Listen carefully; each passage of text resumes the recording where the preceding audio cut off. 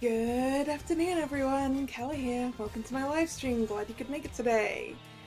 So today, continuing on with Ace Attorney Investigations' third episode, the Kidnapped Turnabout.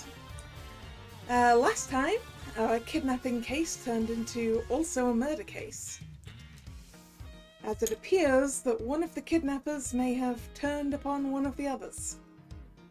I'm also not entirely convinced it was actually a kidnapping, but it's just me. So anyway, heading into the final confrontation, the first part of it apparently. Too much to put there. Yeah, a lot of things happened, Drag. How you doing? March 13th. 3:45 p.m.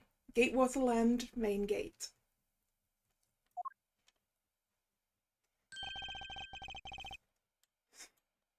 Where's the costume, Detective Gumshoe?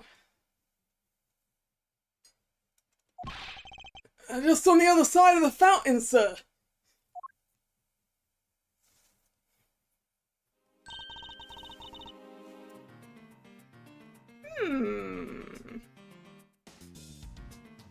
That is a mismatched head and body, isn't it?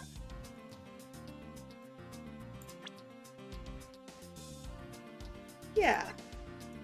Because the Bad Badger's head looks like that, but that is the Bad Badger's body, right? Oh no, nope, I just remembered the thing around. Okay, no, this is regular Blue Badger. I just remembered that Bad Badger had something around its body. But there is a necklace, which seems like it could match the one to our murder victim? Maybe. Was it out here in the open all along? No, It was discovered in the tall grass back there. We moved it out here in order to examine it more thoroughly. And let's get down to it. I won't rest until I've inspected every suspicious-looking nook and cranny. Well, I mean, we're gonna leave the most suspicious part till last. This headpiece. This must be the Blue Badger Officer Meekins crossed paths with. Oh, the nerve of someone throwing a Blue Badger away like this! I worked so hard to create this character. It's like my baby. How could someone do this, sir? Ow! Detective. How about channeling your anger towards finding the culprits? Good idea! Oh, wait till I get my hands on... So, who are they, Mr. Edgeworth? Why don't you try figuring it out for yourself, for a change?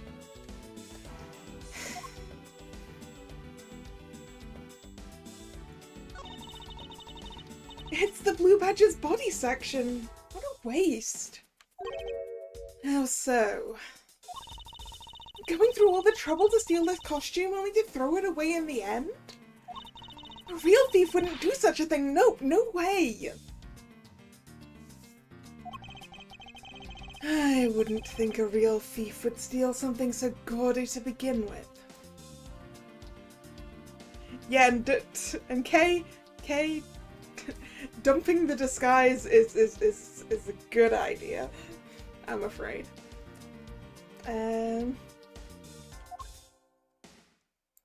Okay, is there anything else that we can look at that isn't the necklace? Doesn't seem that way. Alright. What do we have here? Actually, it's not quite the same, right? The other one was a horse. I mean, I guess the fact that they're both silver. This one's just wings. I mean, they could actually be two halves of the same. It could be a couple's necklace. A Pegasus in two halves.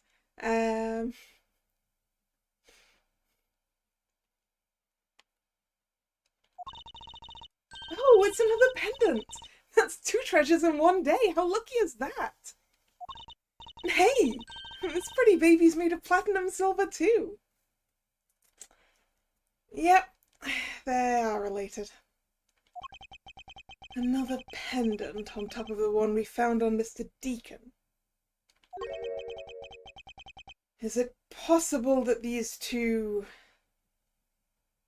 Actually, it's not a couple's thing, is it? Because isn't the maid, like, his daughter? Am I remembering that right?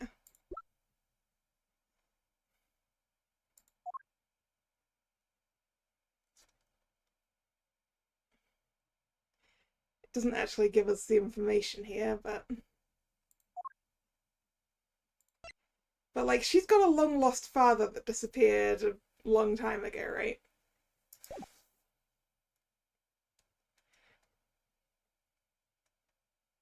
I mean, actually, that doesn't stop it being a couple's necklace, because this could be, like, the half that belonged to her mother or whatever. Is it possible that these two... Oh, this is going to be Mr. Wolf, isn't it? What was my voice for Mr. Wolf? I don't remember. Hold it right there.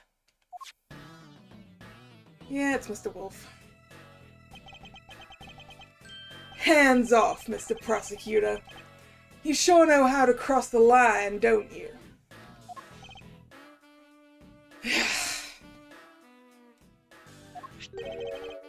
A pendant, huh? This is a very decisive piece of evidence.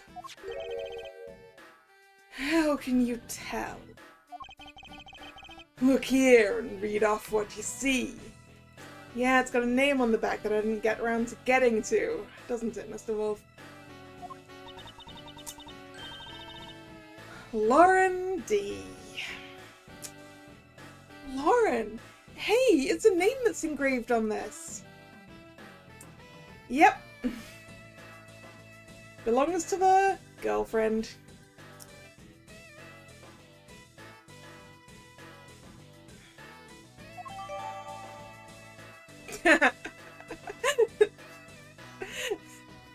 I kind of feel like calling it that is jumping the gun by a sentence or two, but sure, game. Miss Pops's pendant. It's shaped like a pair of wings. Lauren D is engraved on the back.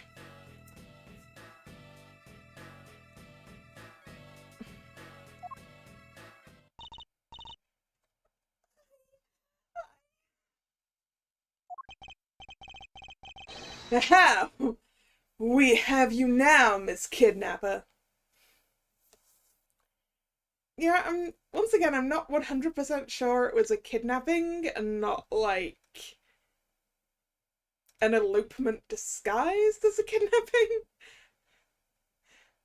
Yeah, I suppose it's better than renaming it in like 2 sentences.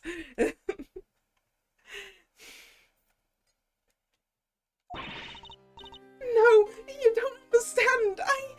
I...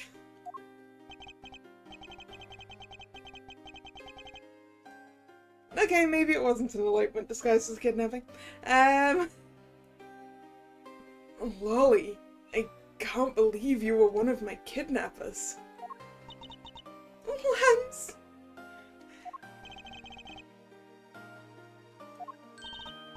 You're kidding! Miss Pops was one of the kidnappers? Yes. It was me. I held Lance hostage. So, Miss Pops is one of the kidnappers. But does that mean she killed her estranged father? Or is there a third?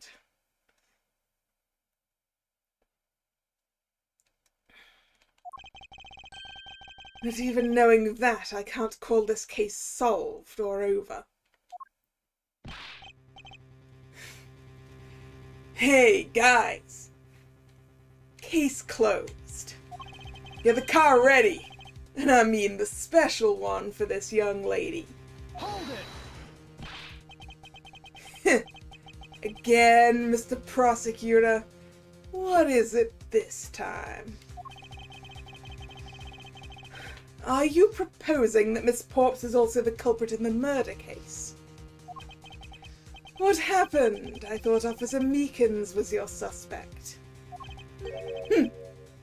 We found it. Found what? That officer's gun. He literally dropped it in the middle of a thick patch of grass. Your country's police are a sham.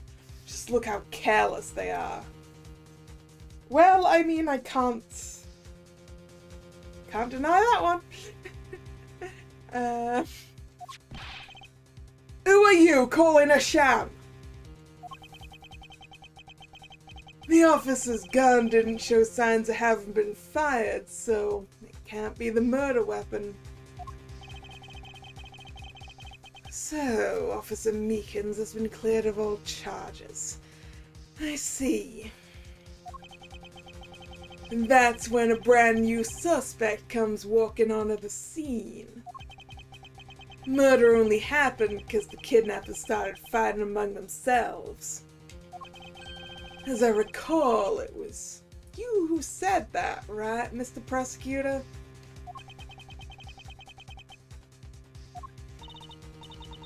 Miss Pops, did you really kill Mr. Deacon?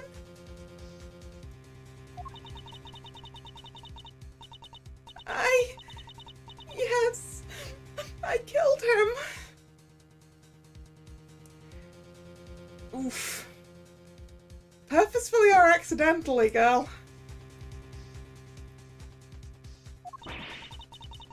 I can't believe it.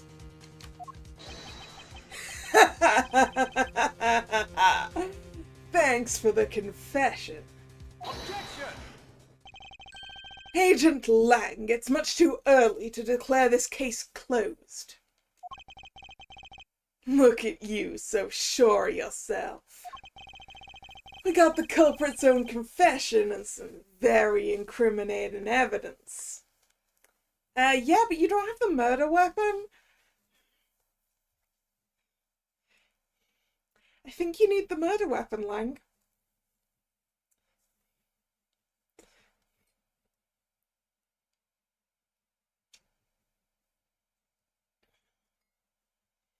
Because really, she could be going, I killed him, just because she dragged him into a situation that got him killed. Or because the gun went off accidentally.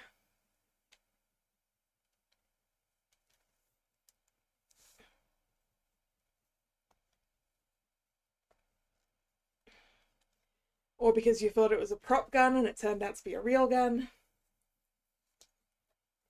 There's a number of ways in which this isn't murder. You know.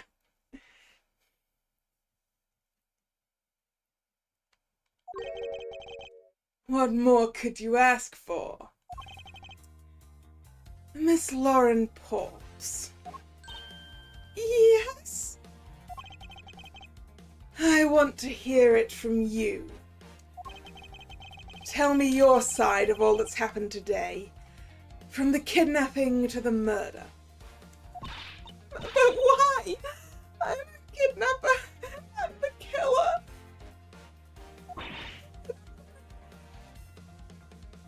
Ooh, boy, she's got a sharp object.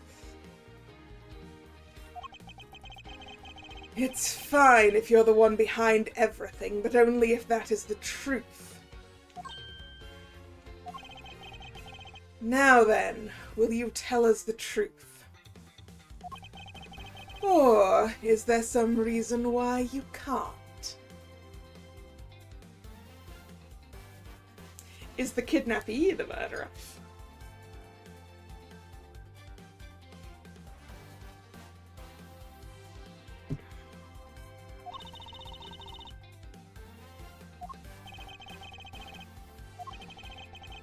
I've had a change of heart. I think I'd enjoy seeing you sulk away as the losing mutt. Alright, you heard me. Let's hear all about the evil deeds you committed today.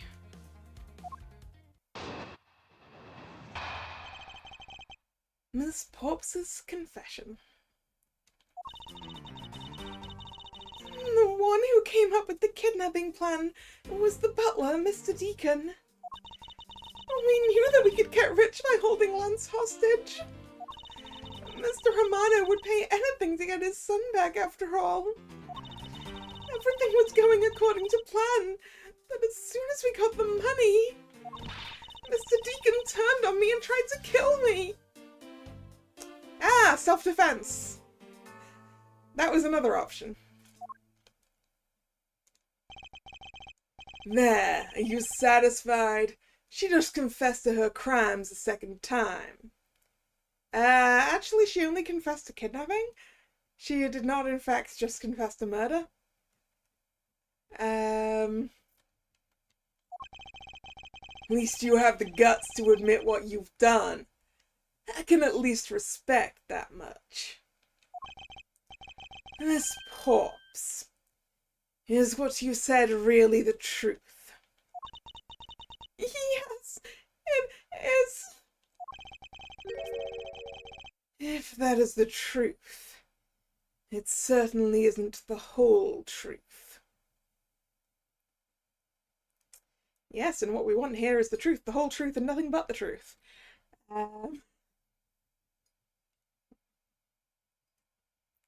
Preferably proof by evidence.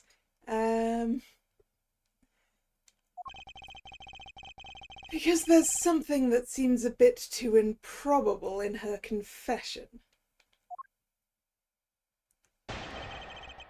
Well, yeah, like, it's a bit weird that he'd turn around and try to kill her.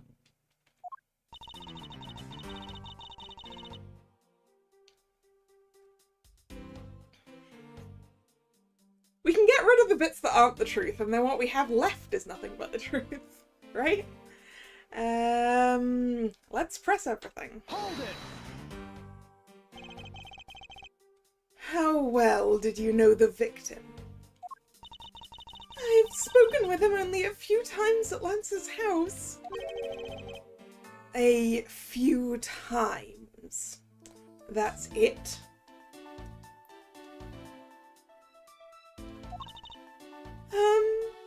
Yes? If they only met a few times, I don't see how they could have trusted each other.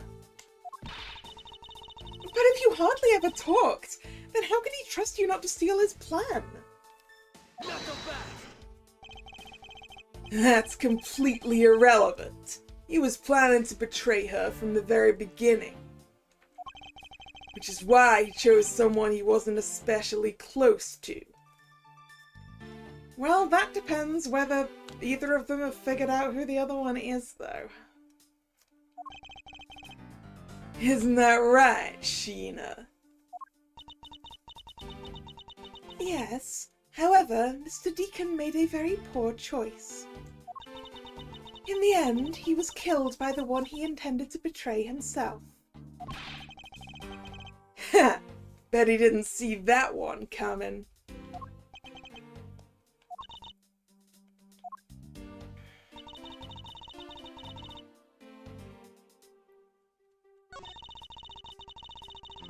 I want to press this one for sure. Hold it! Oh wait, sorry, it was the next one. Would you mind telling us a little about the plan itself? Well, first we captured Lance. Ooh, how did you do that?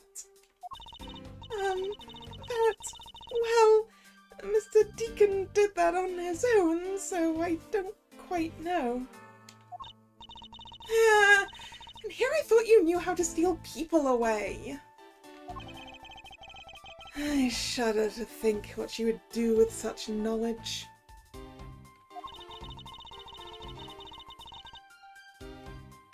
Sorry, I really don't know, but somehow Mr. Deacon was able to contain him. All we had to do after that was wait for the ransom to be paid, but... Right. This is the one I actually wanted to press. They were two separate things. Why do you think he did? I have no idea, but maybe he had planned on doing so from the very beginning? Miss Pops. Wait. Mr. Deacon planned to kill Miss Pops from the very beginning. Was that ever really likely to happen? What should I do? Should I raise an objection? Yes. I'm sorry, but I don't think what you just claimed is all that likely. Huh? I don't think Mr. Deacon would ever have been capable of killing you. But why? We were total strangers! Nah, nope. It's not uncommon for people to kill each other over... what was that? Over money? Miss Pops, you really are clueless, aren't you? What do you mean? You never knew what your role in the kidnapping was, nor do you know who you really are. But I do, and I can show you with this piece of evidence. This proves that Mr. Deacon wouldn't have been able to bring himself to kill Miss Pops. Maybe that will help me out the next time I meet Old Bag. But part of the fun with Old Bag is to try and keep up, though. Right, where's his dossier? That's the one.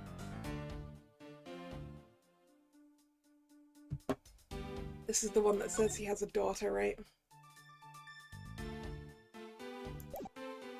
Yeah, so it's surely that one. I mean, it could be the pendants, equally. Actually, let's look at the pendant. It's a pendant in the shape of a pair of wings. It has a rather nice aesthetic to it. Hey! Nice to see that even you can appreciate its beauty. Things made of platinum and silver tend to have a nice feeling about them, you know? I was only thinking about its shape, Kay. Oh, is that what you were talking about? But, you know, if we're talking about wing shapes, I think the brooch on my scarf is way cooler. But that's not made of platinum silver, is it? It's handmade, okay? So I'm sorry that it's not made of the expensive stuff. She made that by herself. It's incredibly well crafted.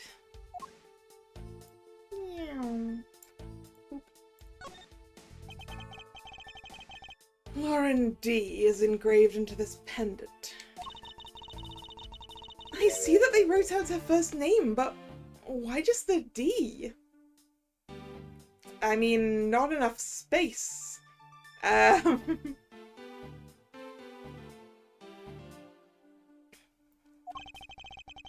Maybe it's the result of poor planning.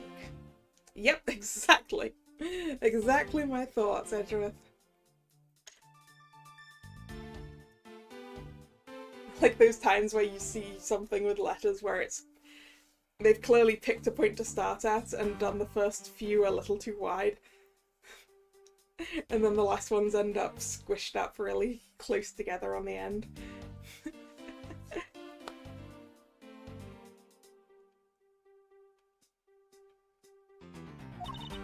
I guess. Well, at least if I had to shorten my name, I could make it K. Faraday. That way, even if you sounded it out, it'd still say my name, K. Faraday. Yep, that's true.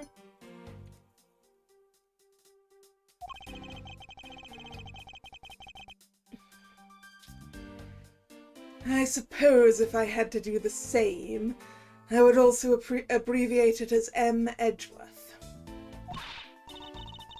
Hold on, I think you should abbreviate it as M.E.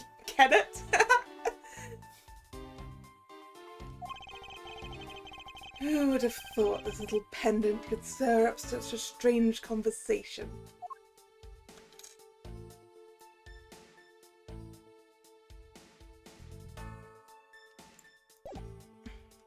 Right, I want to look at the horse again. Okay, actually, there isn't space on the horse to put those wings.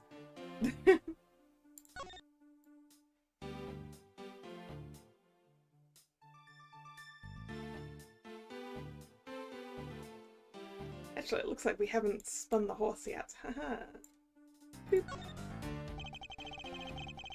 It's the victim's pendant, which is shaped like a horse. It's got a real dignified look on its face. That makes it worth all the more.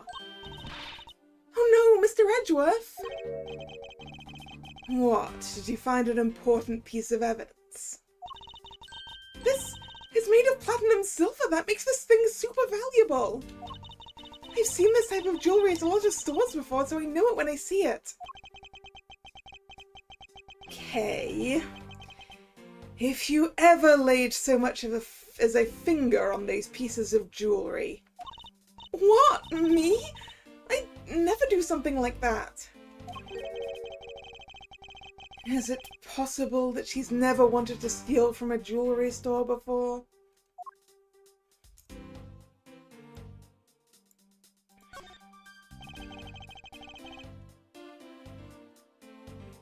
The name Colin Deveray is engraved here.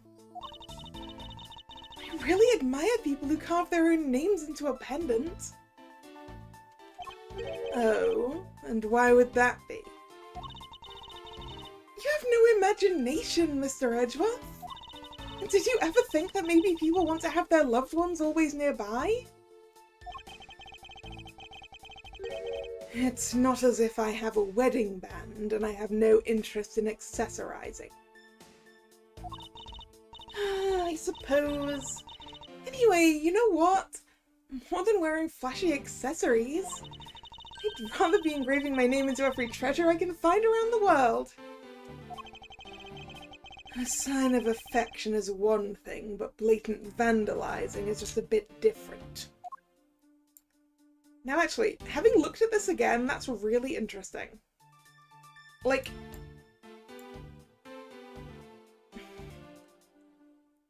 look how that engraving is. Okay. Now, look at this one. Like, why does this one have a border around it?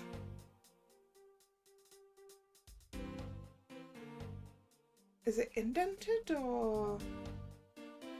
I think it's an indent. No, I'm not sure. I can't decide if that box around the name is raised or lowered.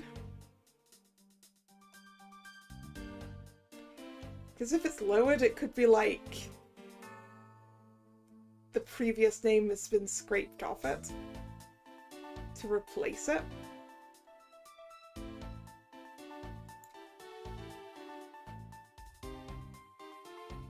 I don't know.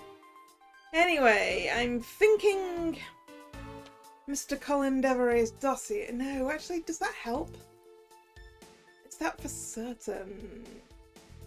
See, it's this or that or this. I assume it's gotta be the dossier, right? Take that! If it's raised, it was just shoved on top of the previous name. That's true. That's true. Miss Pops. You don't know, do you? And I got it wrong. Oh dear. Okay.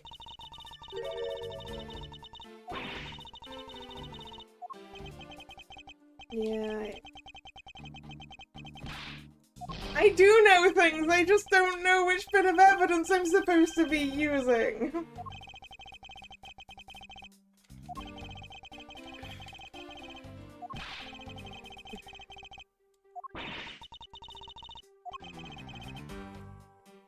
Should really do some of this bit, actually. I see kidnappers also weep when they get stabbed in the back, even as you betray the one you claim to love the most. That's... no, you don't understand. What's there to understand? Yeah, maybe I'll get a piece of evidence or something if I try other things.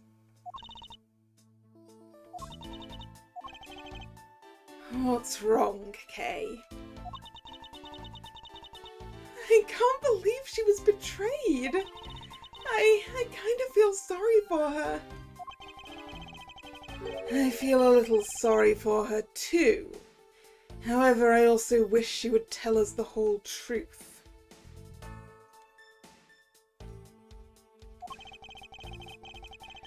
Because there's something that seems a bit too improbable in her confession. But I'll give it another careful listen and see. Okay, right. Let's press the other ones just in case there's more information. You knew? How did you know something like that?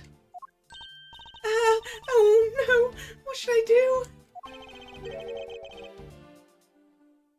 Okay. What's wrong with her now? Come on, isn't it obvious? You're making your scary face again, that's why. Why don't you try asking her in a nicer, more gentle way? No, stop it, Lauren. You're always like this. You always fall for the sad-looking one. That's why you'll always be unhappy. Oh no!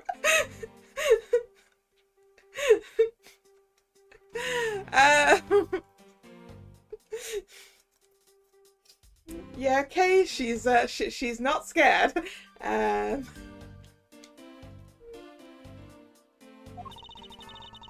Oh, maybe that's it. She's been bewitched by your icy glare. Mind your own business, Kay. Now then, Miss Porps, let's continue with your testimony. Oh, yes, of course. Hold it! Why did you believe that? Anyone who knows Mr. Romano would think the same. I bet Lance is that old man's greatest treasure. I suppose he would be to a doting father like Mr. Romano. I always figured that was it too, and I was always envious of Lance for it. Because your own father disappeared?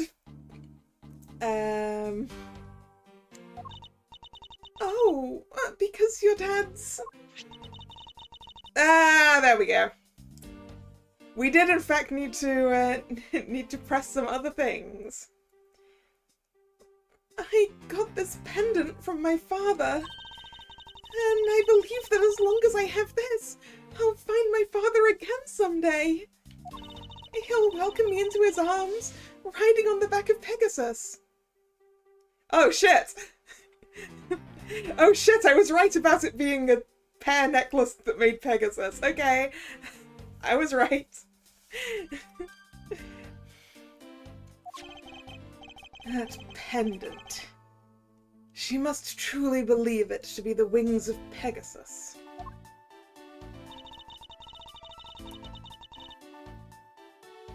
So it's the pendant. The pendant is what I'm supposed to present. Can I just... let's do it via the press, actually. I very much doubt that that was going to happen.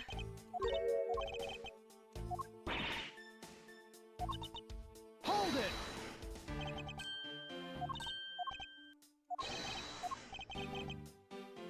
Okay, right. For the reasons of this here. Take that! Why are you showing this to me? So what about the pendant? This horse pendant, along with this piece of evidence, shows who you really are. Okay, the two pendants together. Maybe the horse pendant is like way bigger than I think it is. Take that! These two pendants resemble each other, wouldn't you agree? Hey, you're right! They're the same color and they're even made of the same material! I believe that these two pendants are actually one. Yeah. Shall we give it a try? Yes! Yes, that's exactly what I wanted to do, Edgeworth! Oh! I was trying to attach the entirety of this side to the horse.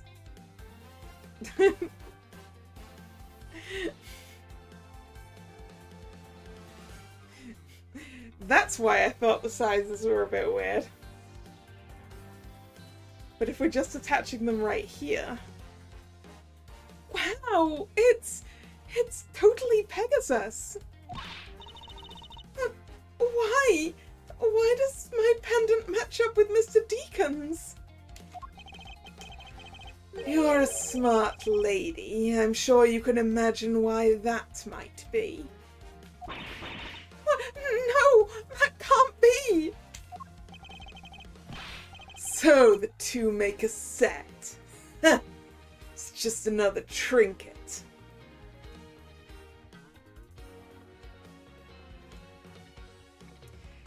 Would also explain the in/out dent issue. Yeah, I guess... Like, if it was originally one pendant and he, like, broke it in two, deliberately to give the other half to his kid. I guess you might need to put some more material or something to, like, get the other name on or something. Just make it slightly more pliable or something. I don't know.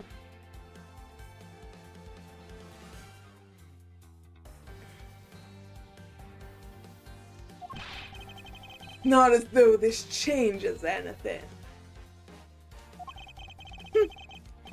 You lack imagination, Agent Lang. Very well, I'll show you with this evidence. This is the piece of evidence that gives meaning to the Pegasus pendant. Take that! Oliver Deacon was just an alias for this man. His real name was Colin Deveray, the name that's etched on the horse pendant. What? An alias? I suppose he had to hide the fact he was a felon somehow in order to live.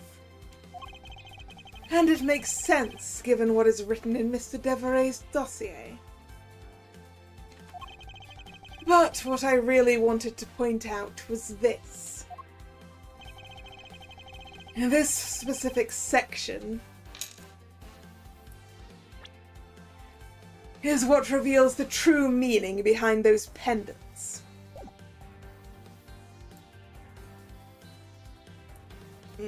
There we go, right on top of daughter. Yeah, right on top of the middle of the word daughter. Let's go with that one. Take that! Mr. Deveray had one daughter. And her name is Lauren Porps. That's a lie! That person was not my father! He couldn't come out and tell you he was your father because he was in hiding. However, I believe he was trying to secretly watch over you.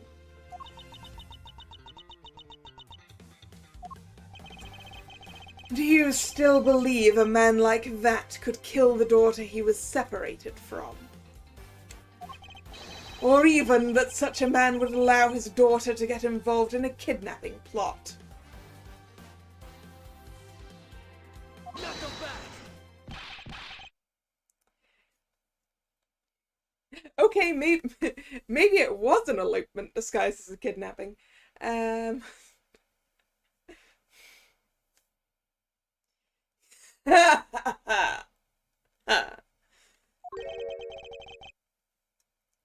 what is so funny, Agent Lang? You're good at making things up in your head and deciding it's the truth, aren't you? What are you trying to say? You're thinking as much too innocent. After all, I've thought of another possibility. Is that so? Well, let's hear it.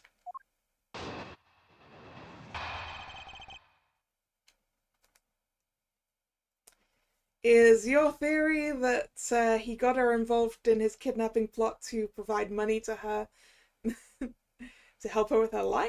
Is that where you're going to go with this, Agent Lang? I'll grant you that the two of them are father and daughter. But isn't it possible they both knew that fact? It was no coincidence that the reunited pair became involved in the House of a Manor. And the two of them made good use of their meetings to plan this little kidnapping. Wouldn't you say my scenario is perfectly probable as well? So, this is his version of how things might have been. You don't have any proof that they didn't know their true relationship, right? And you're saying that the two of them committed the kidnapping together? That's right. It's one really rotten family. Is that really what happened? I had better take a long, hard look at the evidence.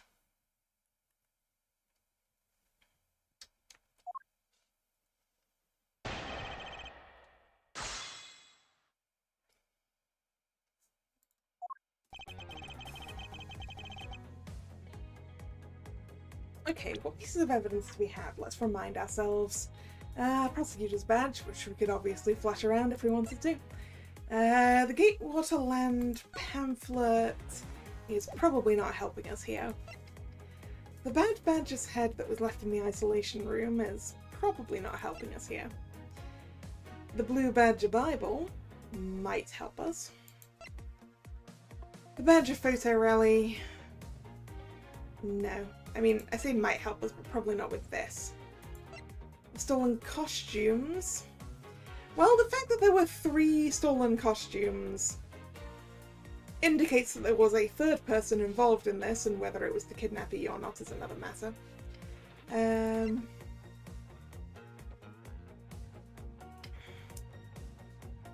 We've already established how and probably where Mr. Deacon died.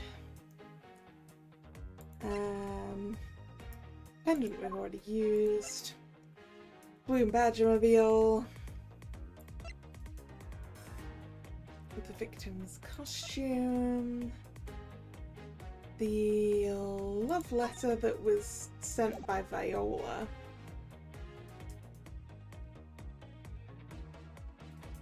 That could actually be relevant. The dossier, the broken prop sword, probably irrelevant for this. The missing model gun that's capable of firing blanks that was ripped out of the Bad Badger costume and that we assume was replaced with a real one. Okay. Oh, nope, that's not the button I wanted. That's the button I wanted. Isn't it possible they both knew that fact? Let's press this. One as a butler and one as the friend of the son, you mean? They probably thought that that was their best shot. Is that what you honestly believe? Of course. Okay. Hold it! You mean how they plotted to commit this crime as blood relatives? Can you think of a better partner? They're certainly a clever pair. The butler and the girlfriend. No one would ever suspect that they were in fact family. Yes. From the very beginning, they painstakingly practiced those roles well.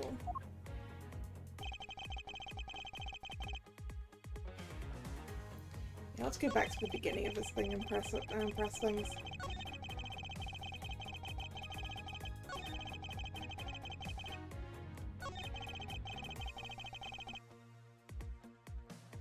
Hold it!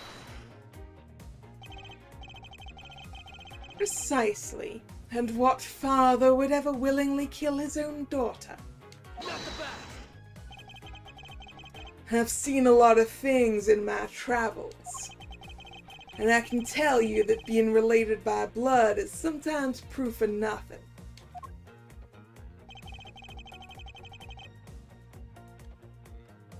Hold it! You think they knew? Yeah, I don't think only the victim knew. I think the girl realized it as well. They both knew who the other person was, but they had to pretend they didn't. Because he was on the lam? You got it. The victim couldn't exactly go around flaunting who he was. Furthermore,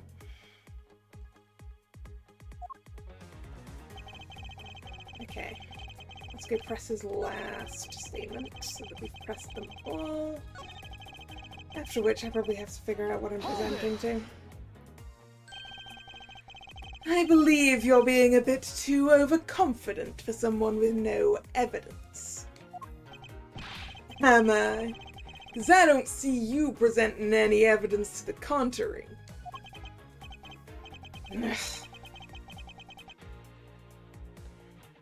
Without evidence, we're stuck in a stalemate.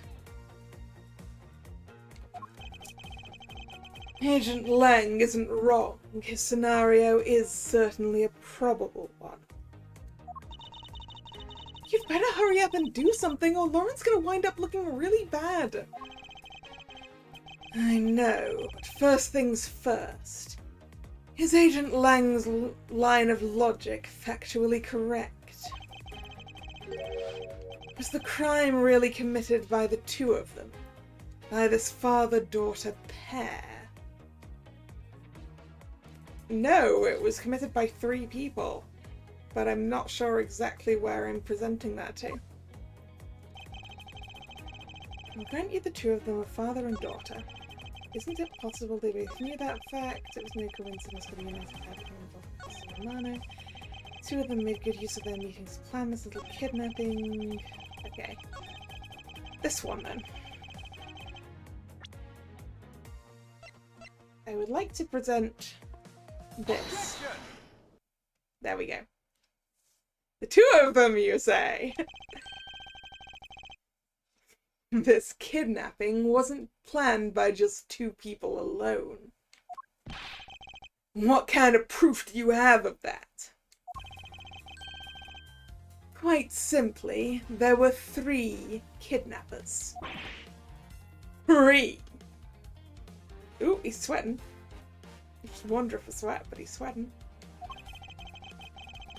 4 costumes were stolen from the Wild Wild West area's back room. We found one of them in the kidnapper's hideout. But as for the other 3, we can assume they were being worn by 3 different people. And we can assume that the regular Blue Badger was being worn by the girlfriend, given it's got her pendant inside it.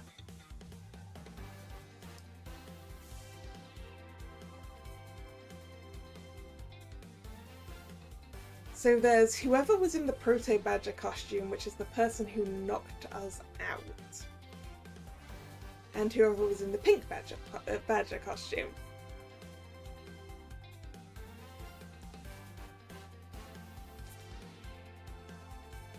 Do we think that Mr. Convict was the one that knocked us out? Problem is, we haven't found a costume with a whole bunch of blood on it yet, have we?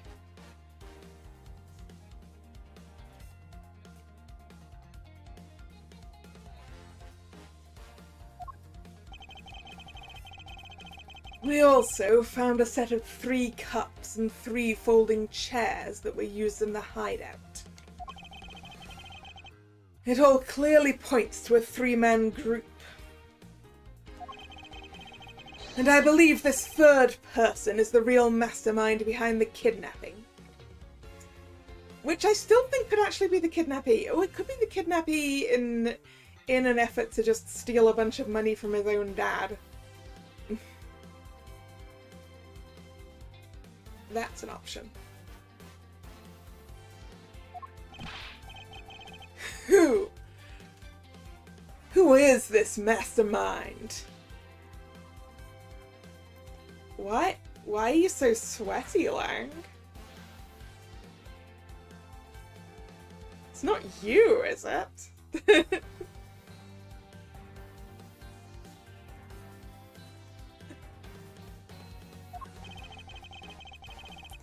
No. I don't think he's a kidnapping victim.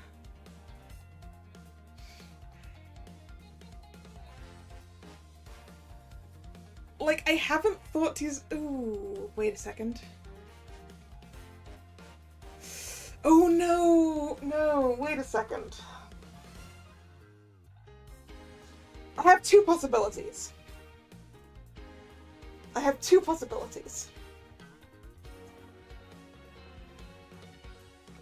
Possibility one. Lance is the mastermind and did it so he could nick a bunch of his dad's money. Or just in an acting out sort of way. But it could equally be the dad trying to teach his son a lesson.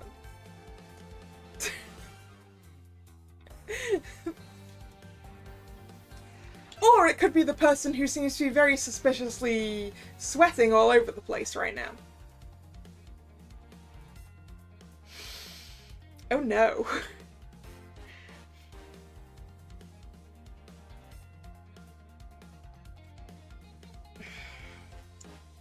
Kinda want to go for my first instinct.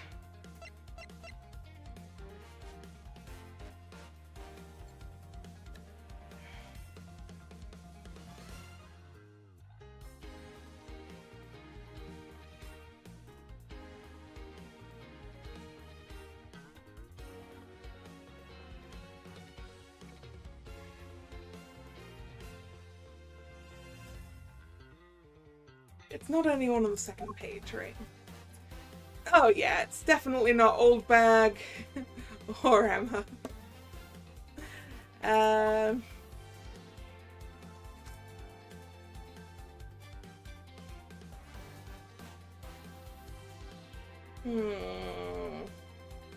Right, first instinct. There was no kidnapping. Take that!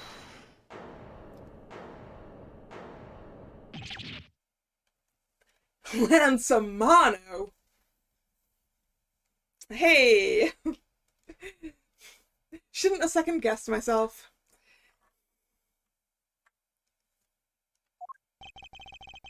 Yes, this abduction was, in fact, schemed up by Lance himself. Recall what he said when he appeared before us. I don't recall what it was, but I do recall being slightly suspicious of it. Edra.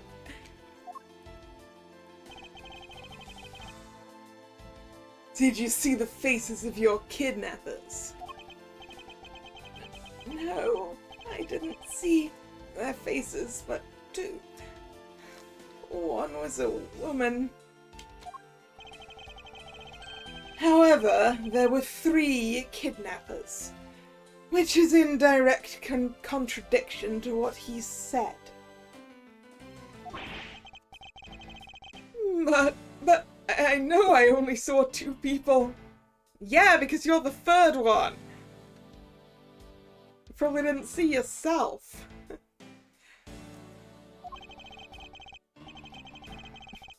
And this guy was being held hostage. It's possible he couldn't see all 3 of them. Ah, yes, about when you were being held. I have my doubts about what happened then. Lance, would you mind telling us what happened while you were being held captive? I really don't remember that much anymore, honest. But if I don't at least tell you something, you won't believe me at all, will you? You don't remember. Wow. Wow, what a defense.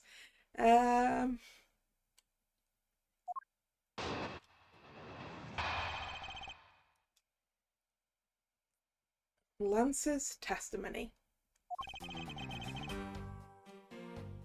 I was kidnapped yesterday morning.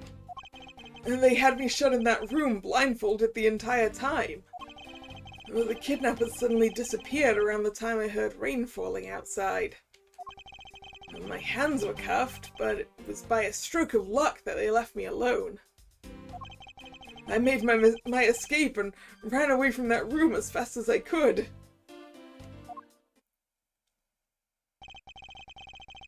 Through the underground passageway, I presume.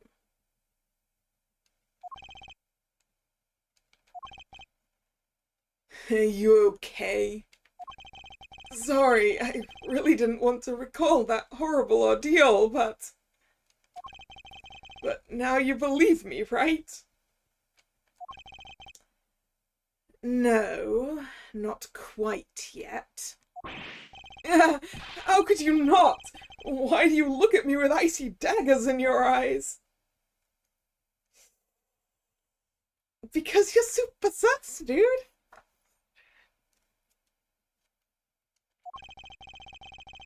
Because he's a prosecutor. Because they're all like that. I'll have you know, Agent Lang, a prosecutor's eyes are for discerning the truth. And should they be interpreted to be cruel at times, then so be it.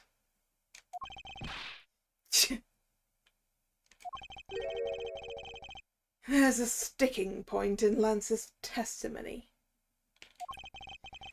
Let's see what he offers up when I push a little.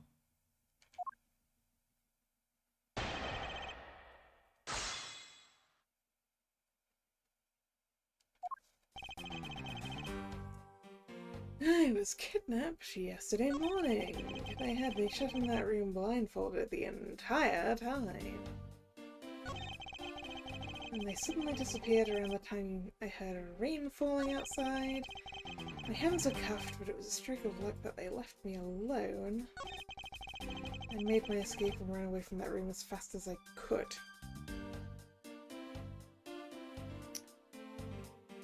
As fast as you could didn't seem to be particularly fast. Hold it! How did you manage to escape? I wanted to just get out of there, but the door leading outside was locked. Which is why I had to use the underground passageway to make my escape.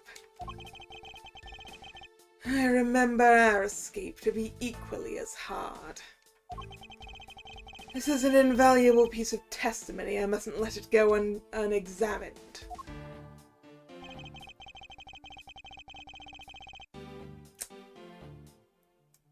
Yeah, he has lied! Lied! Wasn't fucking locked, was it? Wasn't fucking locked at all. Objection! You say that the door leading out was locked, but was it really?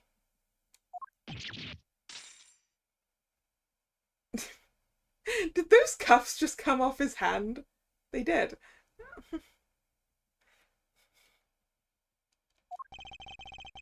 We're talking about that room beyond the saloon front, right? Look, I heard it took quite a few men to get that thing open, right, Sheena? Yes, that's correct. Then take a look at this. What's that? Sword? It's not an especially reliable one if it's broken like that.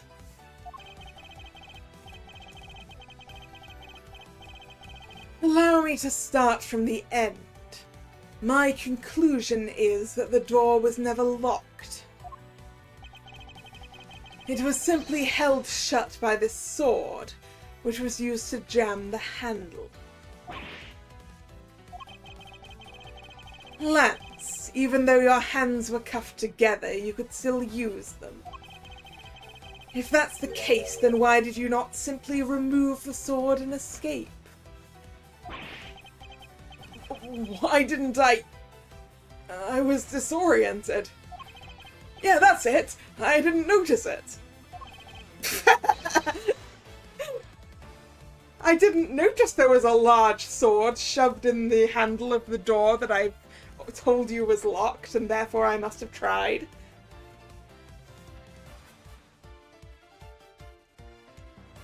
As if I should accept such a bold-faced lie. You locked yourself in that room because you had to make yourself look like the victim. But you did not, in fact, possess the key to the door. That is why you used the prop sword to improvise and create a prison of your very own.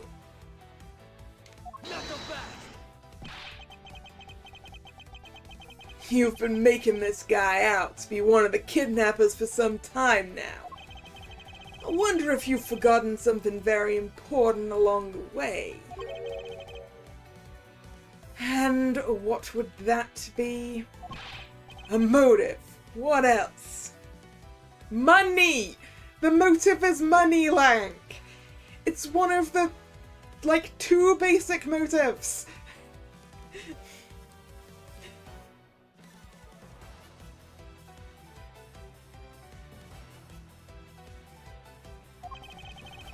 Do you honestly believe an upright, pure boy like him would hatch up a completely pointless scheme such as kidnapping himself? Objection! I think you're misinterpreting the boy here. Oh. He wanted the money to pay back Viola. This proves that Lance did indeed have a motive to commit this... Sorry. This proves that Lance did indeed have a motive to commit this crime. Take that! To put it simply, Lance has a very urgent need for money. This is hardly your typical love letter. It is, in fact, a collections bill. It appears our upstanding boy has accumulated quite a debt. Isn't that right, Lance? Yeah! Looks like it's hard being the son of a rich man, too. It must be rough when you have to resort to stealing from your own old man, huh? Yeah, alright, I give up! I abducted myself. Lance! It's over, Lolly. In this life, we really are bound to our fates after all. All I wanted was to go with you to a new town. Somewhere where no one would know us. I wanted us to be well off with that 1 million. But now, that dream is over.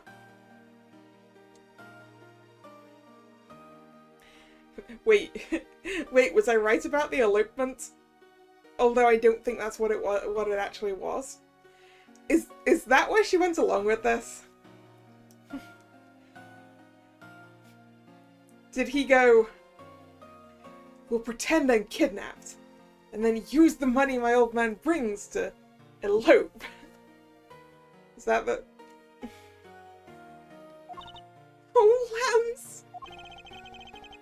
Then, you are giving yourself up?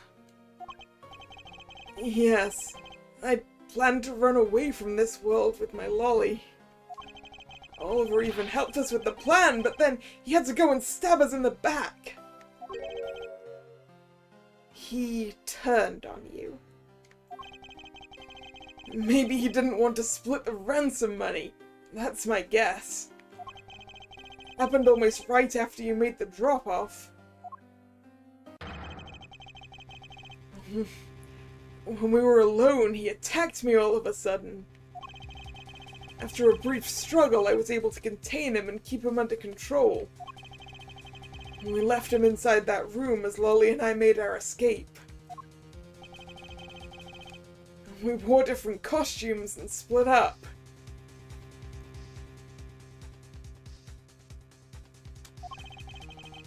Lolly left first in the blue badger costume. That would mean the person Officer Meekins saw was Miss Porps. But right then, the old man just had to wake up. I was careless and he tackled me pretty hard from behind. Then Oliver put on a bad badger costume, took the suitcase with the $1 million and ran. I contacted Lolly right away and warned her that he had a gun. They had no idea they were related, so I thought that it could only end badly. I still don't believe it! That person was not my father! Because if he was, I just killed my own father!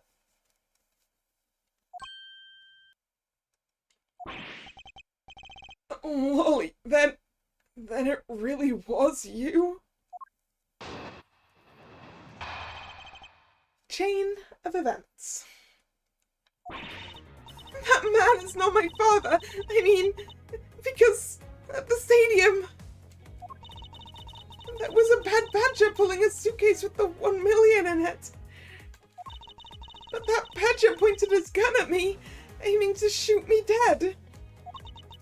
That's why I used the gun I got from Lance. There was a gunshot. The other person crumbled to the ground and I ran, scared for my life.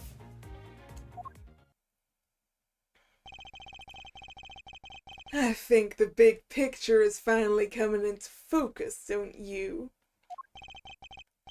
Oh, Lolly, forgive me. I didn't think it would turn into something so frightening. If only I could have protected you. So, Miss Pops, she shot her own dad without even knowing who he really was? If what she says is true... Are you saying she's lying? But why would she lie about something like that? What purpose would it serve? You would be surprised how often people lie without even realizing it themselves, Kay. Huh? What's that supposed to mean?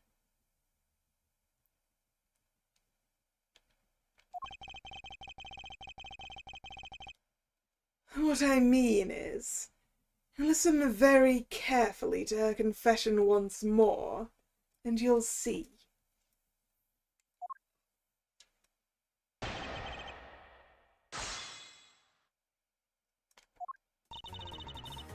That man was not my father, because at the stadium, there was a bad badger pulling the suitcase with the 1 million in it. That badger pointed his gun at me, aiming to shoot me dead. That's why I used the gun I got from Lance. There was a gunshot, the other person crumbled to the ground, and I ran.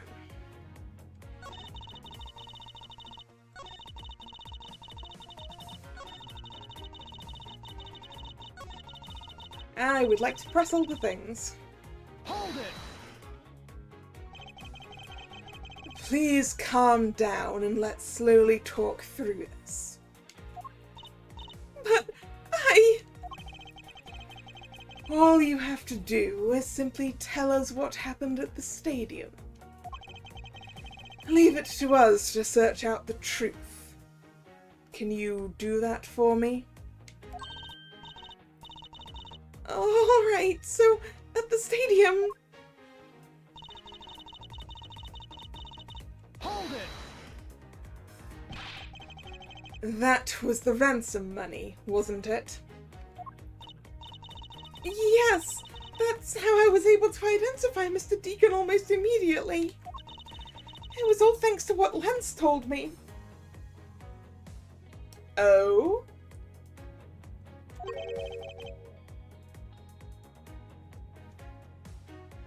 And what did he tell you? Well, he called me on my cell phone and told me that Mr. Deacon had betrayed us and had run off with the ransom money. And about how he had a gun.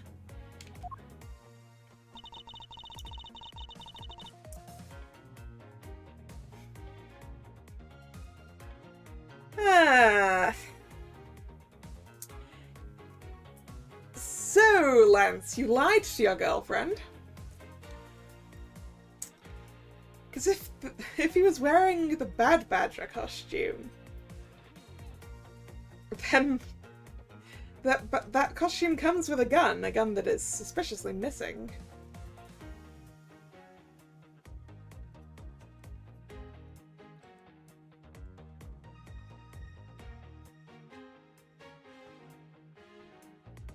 Did Lance manipulate you into killing your own father, girl? Is that's rough. Hold it!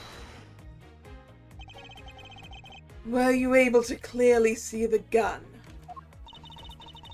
Yes, I got a very good look at it while it was pointed at me. Oh, Father, why would you try to shoot me? Do you really think a father would shoot his own daughter, Mr. Edgeworth? I don't know. I don't want to believe it myself. But it's true. My father's left arm was raised with a gun in it. Pointed straight at me. I'm about to die, I thought. Miss Potts. Please calm down and take a deep breath. And then, would you allow me to please hear that last statement one more time? Yes, of course. That badger pointed the gun in his left hand at me, aiming to shoot me dead. Well, first things first, I just want to check the dossier, where it says that he's right-handed. Yep.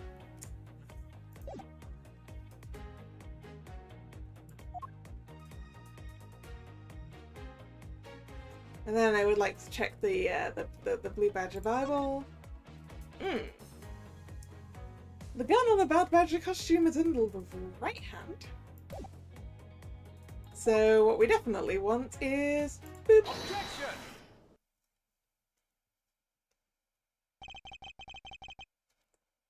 I have here a dossier on your father.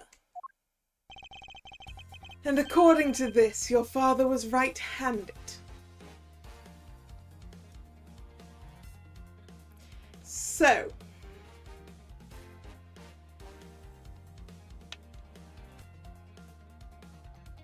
So, theory time!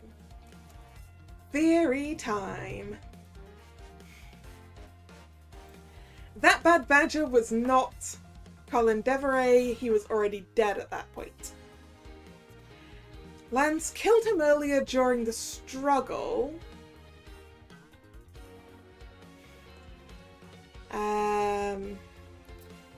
And then tried to set up like a fake shooting to make Lauren think that she did the shooting.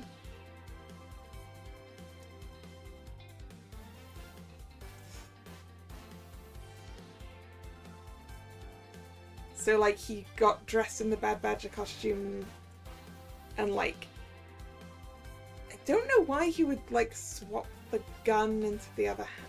No, it's probably because Lance is predominantly left-handed, isn't it? So he would have removed the gun from the right hand of the costume and put it in his left hand. Well, it could actually have been a real gun in his left hand. It's possible. Ah, shit. No. Refined. Okay. Theory. Lance killed Colin when they were having a disagreement about either the money or about Lauren or both of these things together.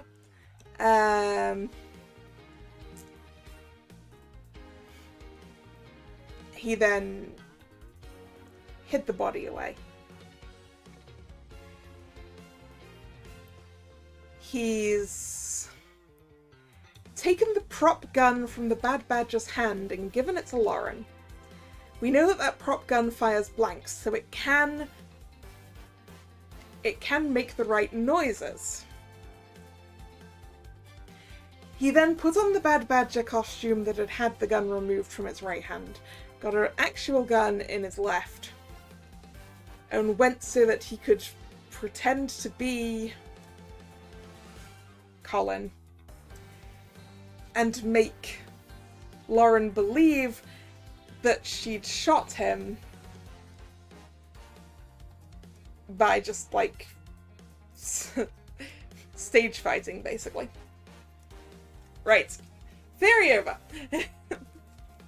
Let's see how much of that is correct. According to this, your father was right-handed. Then... the person pointing a gun at you from atop the stage was not Mr. Deacon. Not so fast. Hold on there, Mr. Prosecutor. I think you need to take a refresher course. Bad Badger has a model gun attached to his right hand, which is why the only hand he could have held the real gun with was his left. Isn't it possible that it went down like that? Agent Lang, were you paying attention to what Miss Porks was saying? Then again, I can't expect someone who has never set foot in court to catch it. Enough with the smugness. Out with it already. Miss Porks told us earlier. There was a Bad Badger pulling the suitcase with the 1 million in it. Yes, the other hand was pulling the suitcase. According to you, the Bad Badger had the gun in its left hand, which would mean that he was pulling the suitcase with his right hand. Is that correct, Miss Porks? Yes, exactly. And I'm sure it was the Bad Badger. It had those huge sunglasses on its face. And if that's the case, even I can see there's a huge contradiction. Yes, Miss Porks claims to have seen the Bad Badger. And yet the Bad Badger had both of his hands full. These two pieces of information contradict each other, so one must be wrong.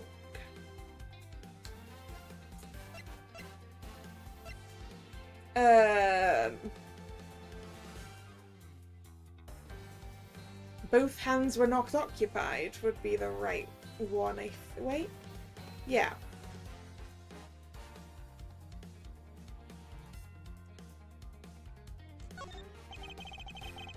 Holding a gun in his right hand as he pulls the suitcase with the same hand. Isn't it possible for a right-handed person to do both things simultaneously? No, that's not what I was going for, Edgeworth. Damn it.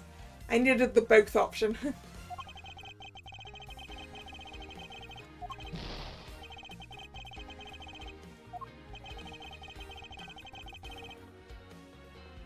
It would appear that both of the Bad Badger's hands were occupied. Yet Miss Porks claims to have seen the Bad Badger.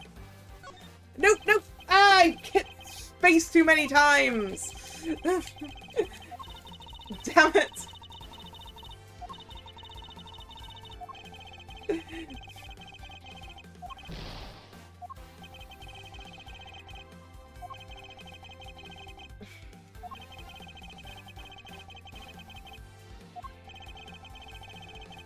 Trigger finger indeed. Well, no, the fact is that I pressed it to move on from this where this isn't a moving on point, it just does it automatically. Right, both are correct. They are both correct. Impossible. That just leaves us with an irresolvable contradiction. Miss Porks's entire statement rests on the fact that she saw his sunglasses and beard. But what if the Bad Badger wasn't wearing pants on his lower half?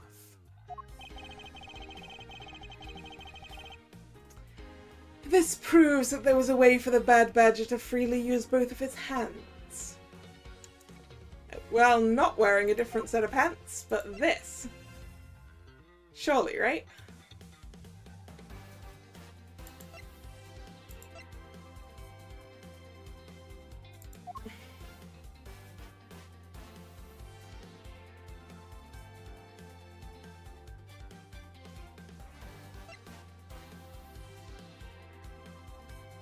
Yeah, we don't have an evidence thing that's got the image of the, because we've seen the bad badger with the gun ripped from its hand, but I guess this is the best one we've got. Take that! Really? That's the reason, though! Damn it, game!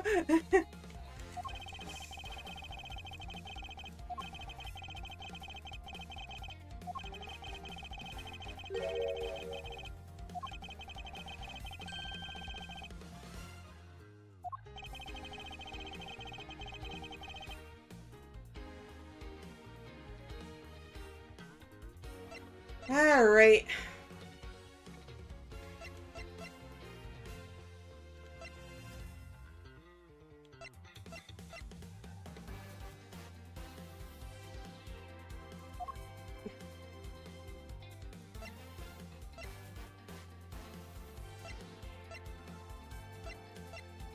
Why is it not this one? I guess because that one's specifically about the gun and not about the ripped costume.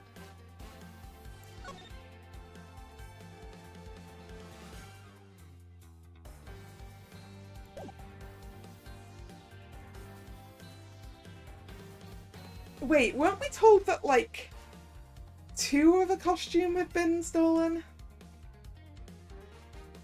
Or something?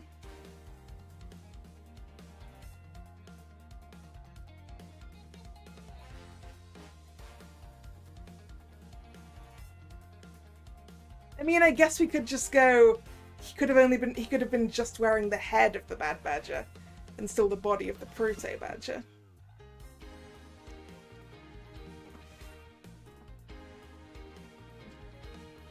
Take that!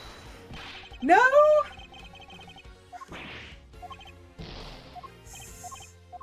Seriously?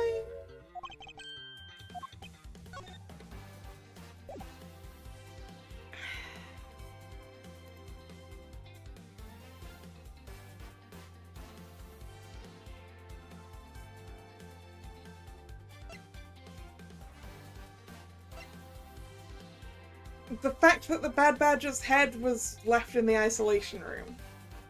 Take that! Okay, right, that one.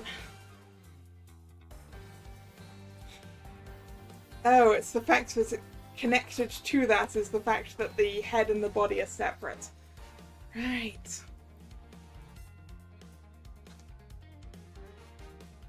The costumes have 2 parts to them. The head and the body. Oh, I get it now! The head Miss Porp saw was probably really the head of the bad badger. However, it's not possible that the body was that of... No, however, is it not possible that the body was that of an entirely different badger? A different badger? Yes, or to put it more bluntly, I believe it was the lower half of this badger. The body of the bad badger the body of the bad badger Miss Porp saw really belonged to this badger. Proto-badger. Because that's the one that Lance was wearing. Take that! What the heck is it? It's the proto-badger. Yes, and it's a very simple matter of process of elimination. Miss Porps was wearing the blue badger's costume, so we can eliminate that one. And the pink badger is of the wrong colour, which would have been incredibly obvious. All that's left is the proto-badger costume. Miss Porps, who was the one who wore the proto-badger costume? That would be Lance.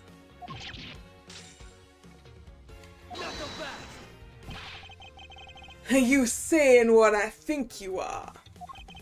That Lance Amano donned the Bad Badger's head and pretended to be Mr. Deacon. On top of which, he plotted to shoot Miss Porps while wearing that hideous thing. The stage that was set up in the stadium was nothing more than that. A setup. And its purpose was to lead Miss Porps into believing she had committed murder. Standing there in front of Miss Porps and pretending to be the victim. It was all done so she would pull the trigger.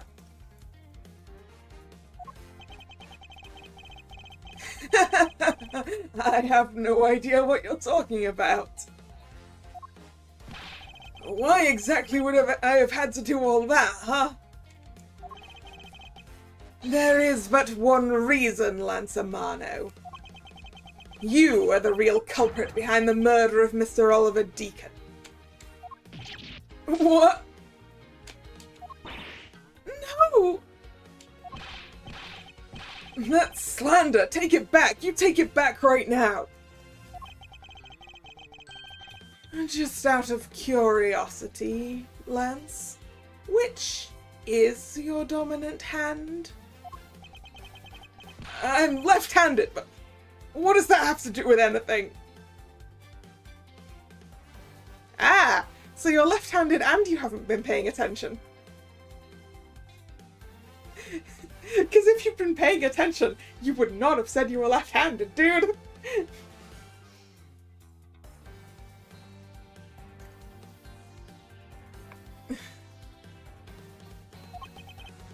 It depends. According to Miss Porps, her attacker held a gun in his left hand. Who is what-handed doesn't prove a thing. Besides, now you're just being absurd. It's not like the proto-badger is bulletproof. One misfire and he would have found himself dead, right? Objection! Of course. Logically, if he had been shot, he probably wouldn't be here with us. But I believe he'd thought of that as well and prepared accordingly. And this should be all the evidence you need. This is how Lance made sure he wouldn't be hit by a bullet. He didn't give her a real gun. Take that! We found one half of a Bad Badger costume in the hideout. A broken one. It was not the same one that the victim was wearing, plus it was missing something.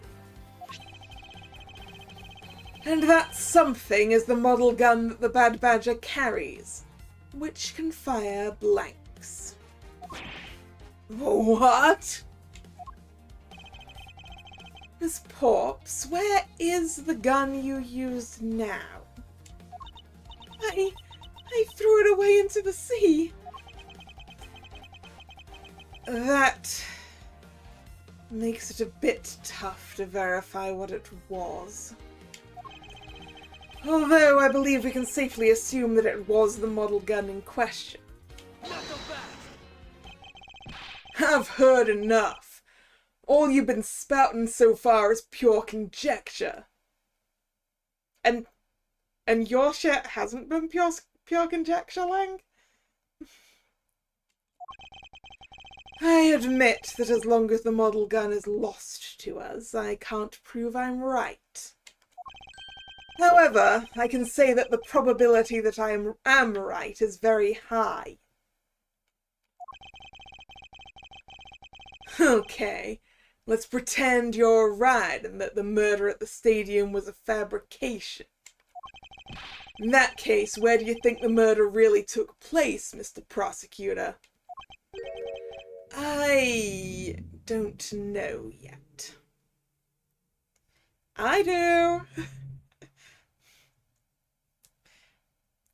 Isn't there a tarp on the floor of that room that the kidnappers were using? Did we look under that tarp at any point? Just saying. I knew you were full of it. However, I do believe that the murder took place during an earlier time frame. Hold it! Please! Wait a second! It's simply not possible! Because I saw Mr. Deacon after he was restrained by Lance! She saw the victim in the state of being restrained.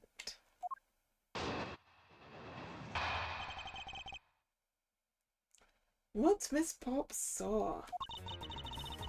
I came back to the hideout long after the other two. By that time, Lance had already subdued and restrained Mr. Deacon. He had tied Mr. Deacon securely to the beam in the room next door. Oh. Girl, I'm sorry. You saw Edgeworth. After that, the two of us put on our costumes and made our escape. So, Mr. Deacon must have escaped after the two of you left, right? We thought it'd attract too much attention if we left together, so I left first. We planned to meet up again at the stage in the stadium. But then, as I was walking through the park, I got a call from Lance on my cell phone. Oliver managed to escape. It looked like he was waiting until I was alone. He also stole a gun from me at that time. And then the murder happened. Mr. Deacon must have overheard their plan to meet up at the stage. Well, Mr. Prosecutor, Miss Pop saw the victim with her own eyes. Which means the victim was still alive at that time, wouldn't you agree? Why does that sound wrong to me? There must be something amiss about this account. Let's see what happens when I examine it in more detail.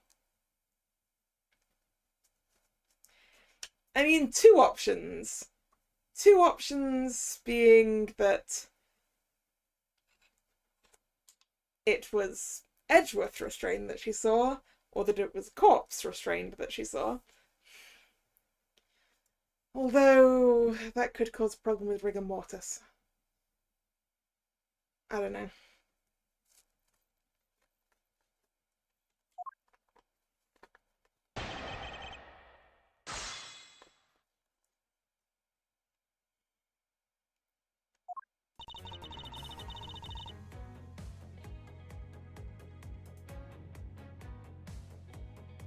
Back to the hideout from doing what? Hold it! When exactly did you arrive back at the hideout? It was after we'd picked up the ransom money. And where were you up until the time you returned? I was scouting the park out and making preparations for our escape. I walked around in the various areas looking for the best route. So each of them had their own roles to play. After I was done, I went back to the hideout.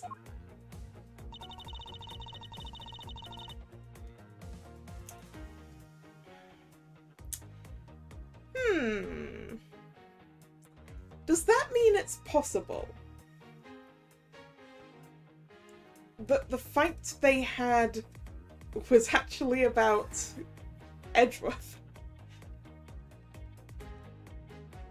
given that we now know who the proto-badger was, and therefore who clonked us on the head,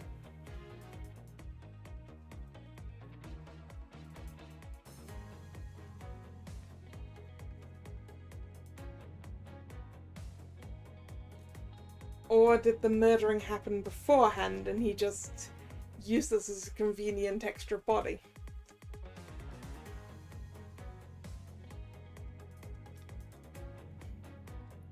Hold it! How did Lance look at that time? He looked shocked. He also looked a little down. When I saw that sadness in his eyes, Thank you.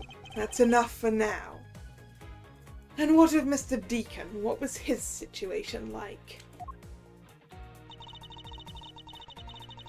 Hold it!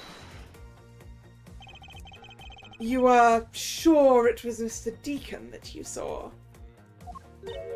Yes, I'm certain of what I saw.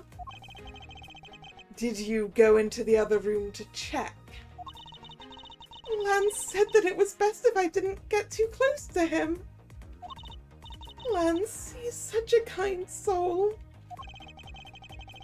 Then are you telling me that you did not confirm that it was Mr. Deacon for yourself? I checked through the slit in the door that separates the two rooms. He had a bad badger's head on, so I'm absolutely sure. Yeah, that was Edgeworth, I'm afraid. Because that's why the bad badger's head was in the room with us, right? But it just had to be Mr. Deacon. She saw a bad badger head.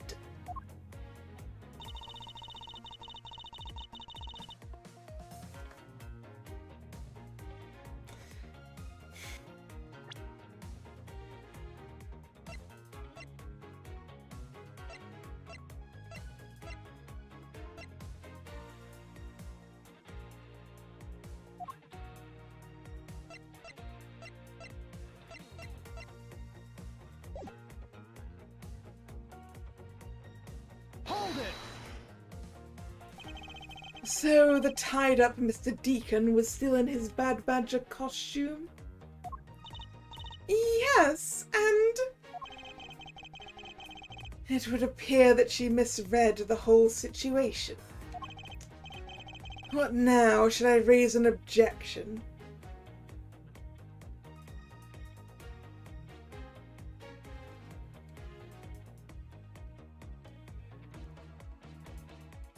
Okay, so maybe it was a dead body and not... I mean, I probably should raise an objection, but I'm not sure what I'm raising the objection with.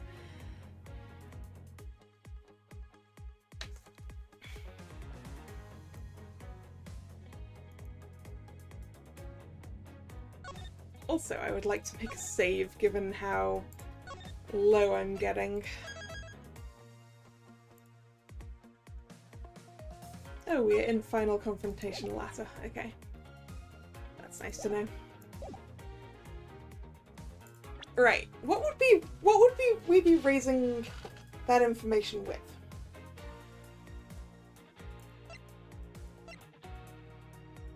I mean, we can just go, yes, because the bad badger's head was left in the isolation room.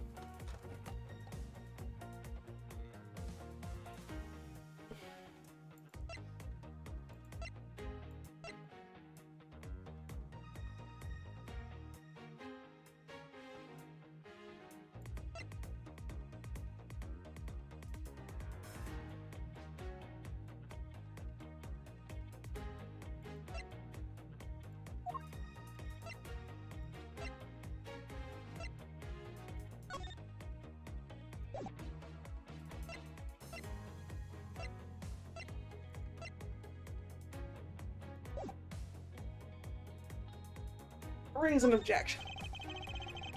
Oh, there we go. We will be raising the objection with our own headshots, I assume. The person you saw was not the victim. What? Why not? I will tell you why not with this. This, Miss Porps, shows us that the person you saw was not the victim.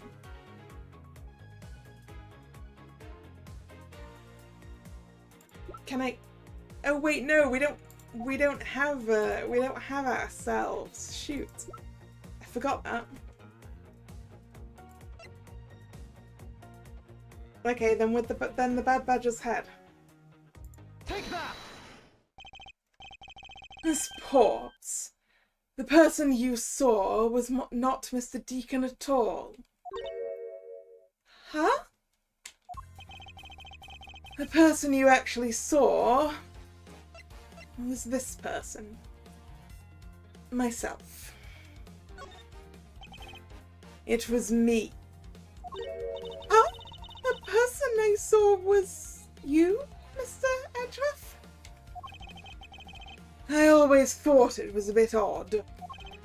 Why would the kidnappers abduct me even after I'd handed over the ransom? It's not as though I saw the face of the kidnappers. If I were them, I would have just taken the $1 million and ran. But in the end, there was a point to it all. It was to make me look like Mr. Deacon. So, clearly the girl never paid any attention to what we were wearing. What was Mr. Deacon wearing? Not red, that's for sure. And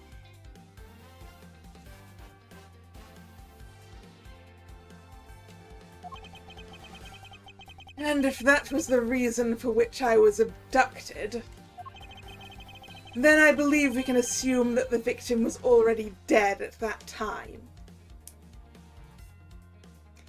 Was Mr. Deacon ever out of costume, though? Yeah, but they didn't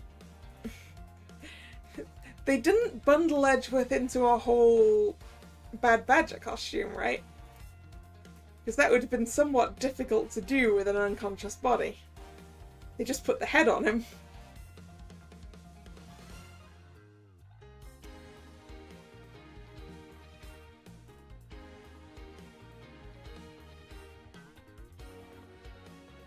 Probably because that's all you could see through the slot.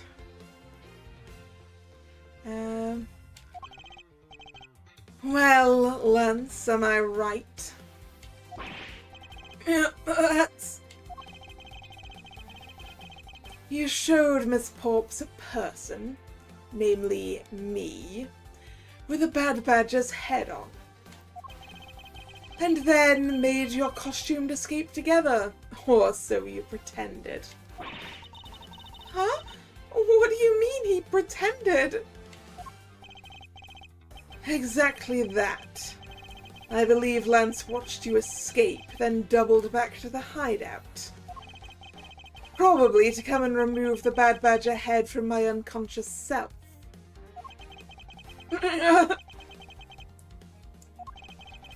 And to create his fake prison with the prop sword. He then escaped via the passageway. Hold your tongue, boy. Don't get caught up in that tidal wave of words coming out of Mr. Prosecutor's mouth. Tidal wave. We've heard a lot come out of you, but I've yet to see a shred of evidence. Hello, Nick. Essentially, the kidnappee is the mastermind behind the whole operation and is also the murderer. We're in the middle of proving that one.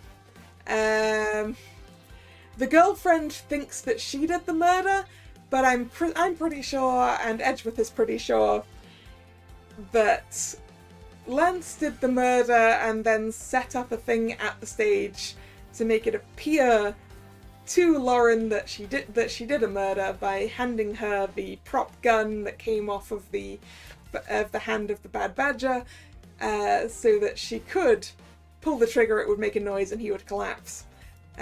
while he was wearing the Bad Badger's head so that she thought he was the other guy, who is her dad, incidentally. I think that covers everything we've done in the last 2 hours.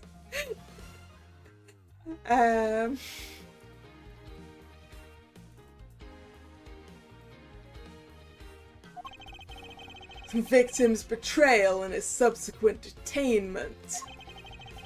All of that could have happened while you were out cold. That's right. You were out for quite a while, Mr. Prosecutor. Even if that were the case, Miss Popps would still have seen me tied to that beam. I was scared of Mr. Deacon, so I didn't go into the next room. So I really have no idea if you were in there or not, Mr. Edgeworth.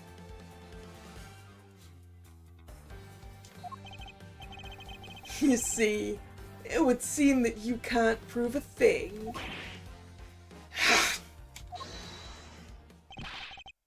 Ooh, whose holder is that?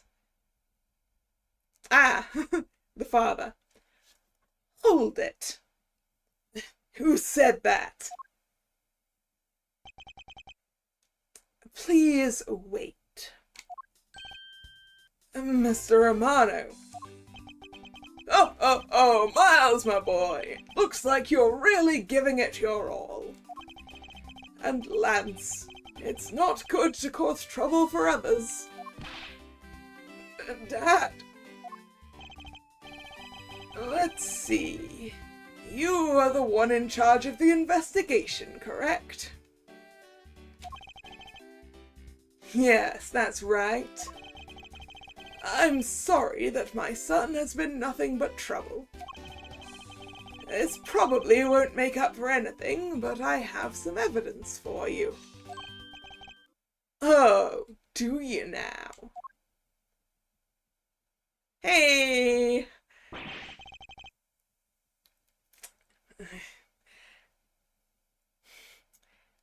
Is that what I think it is? Yeah, is it a Bad Badger costume that has blood on the inside?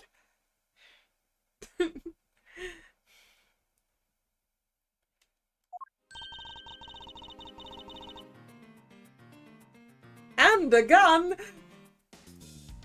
Gosh. And a shard of glass by the looks of it.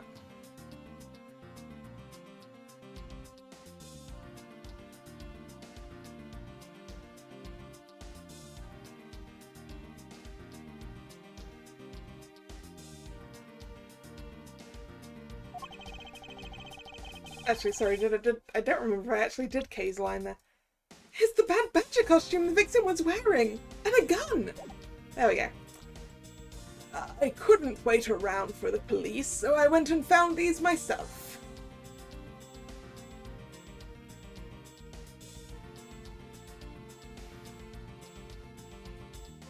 Oh yes, you're right, they are also wet, Strag. I'd noticed that there was a weird pattern going on, but I hadn't realised it was water. So all of this went in the sea, huh? Or a lake. Let me have a look at that map again. Okay, it is the sea.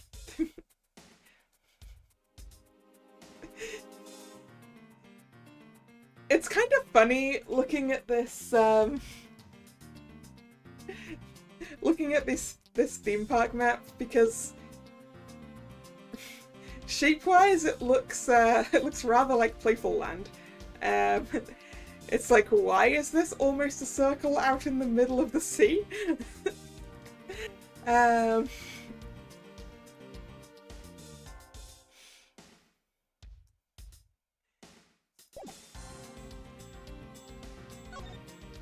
Nope. There we go. It appears that they were disposed of in the sea. Yeah. Is there no one in this country who actually obeys the law? Yeah, I'm sorry, we're a bunch of vigilantes here, Lang. Yeah, so there, now, Agent Lang, please calm down. Oh, it looks like he actually got a search warrant or something. What the heck is that scrap of paper? This appears to be a letter from the Chief of Police. Please allow Mr. Amano complete freedom to do as he sees fit, it says. He really brought a piece of paper that said, I can do what I want.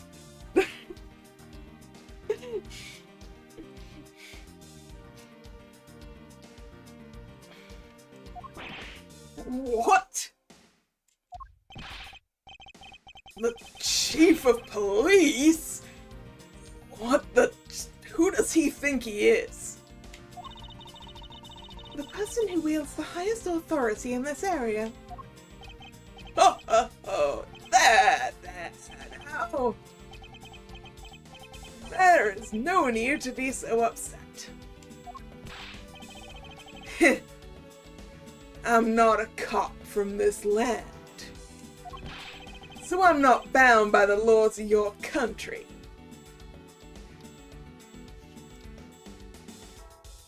Yeah, and? I bet it wasn't bribery, Drag. I bet that Mr. Romano just knew the Chief of Police. He's like an old friend or something. But yeah. Also, Lang, just being from here does not mean you are not bound by the laws of this country. That's not how it works.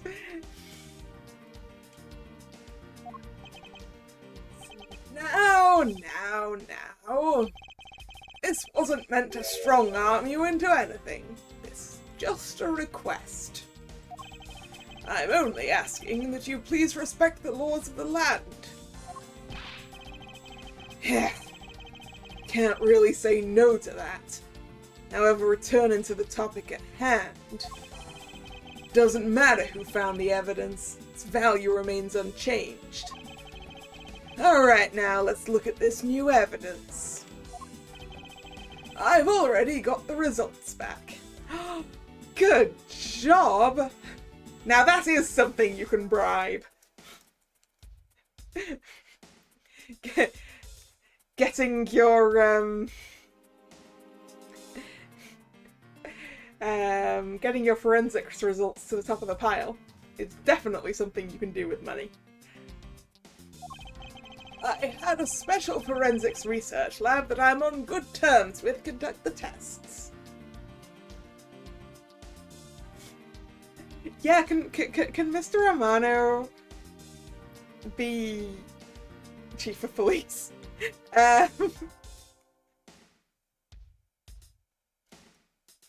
He knows how to get things done.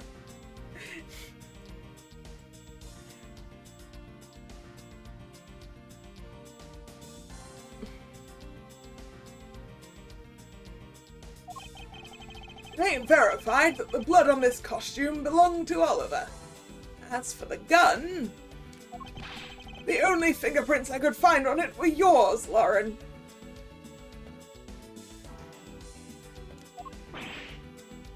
That means that that's the prop one. What?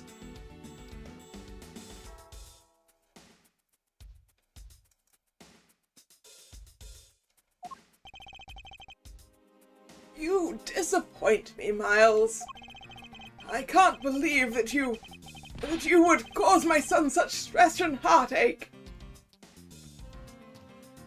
But Mr. Romano, that gun looks exactly the same as the gun that's attached to the Blue Badger costume.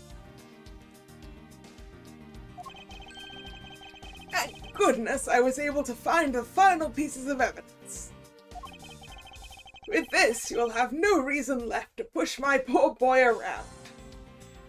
Yeah, and there's the problem. He's willing to use all of this stuff, but only to exonerate his own son, who was trying to steal money from him.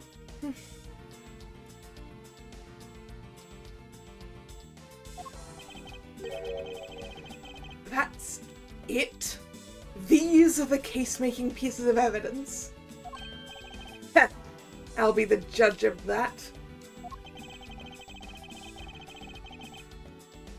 I won't rest until I've inspected every suspicious-looking nook and cranny. Okay, I would like to start with the bullet hole. This bullet hole. It looks kind of burnt around the edges, which means that the shot was fired from close to and not from and not up at the stage, because that is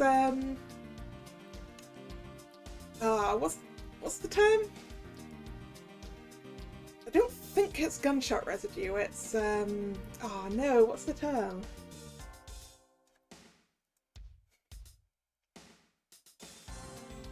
For the sort of burn thing that happens when you're holding a gun right up to someone and shoot them. I don't remember. But it does prove that it wasn't Lauren. Wait, those burn marks were left by the gunpowder. This is a most important fact. Why is that? Because it's proof that the victim was shot at point-blank range. Victim's costume, worn at the time of shooting, gunpowder burn, is proof that he was shot from point-blank. Okay, it is just called a gunpowder burn. Cool.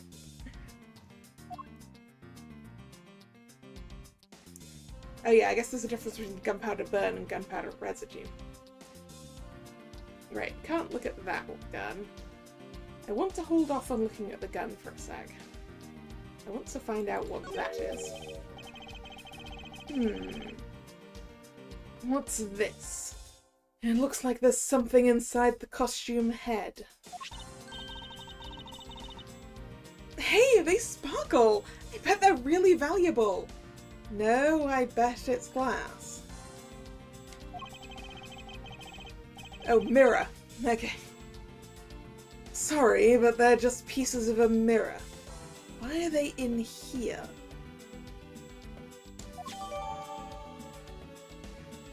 Mirror fragments. These were found inside the victim's costume. Why were they there in the first place?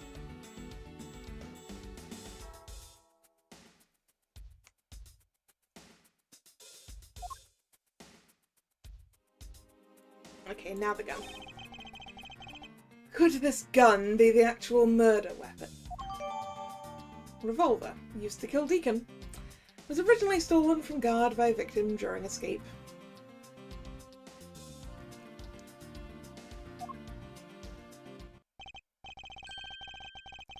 Well, are those not the most definitive pieces of evidence you've ever seen? Thank you, Dad. This should be enough to convince even Mr. Edgeworth over there. Oh no, you are not getting away with... What's the word? Oh yeah. You are not getting away with blackmail and murder. So I don't think we can get him on kidnapping, given it was himself. But the blackmail part's the kidnapping.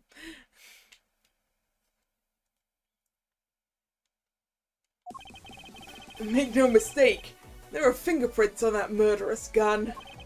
And they prove that it was Lolly who killed Oliver. But Oliver was also after Lolly's life. So, Mr. Edgeworth, even you must see that Lolly was only acting in self-defense. Fingerprints on the weapon, huh?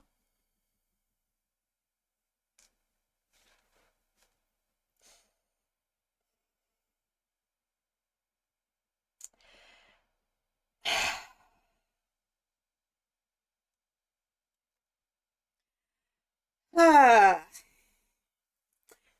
Hey Lance! Hey Lance, why the fuck are there fingerprints on the weapon in the first place? Huh? Huh? What? Why would Lauren's fingerprints be on the weapon in the first place? You were all wearing costumes!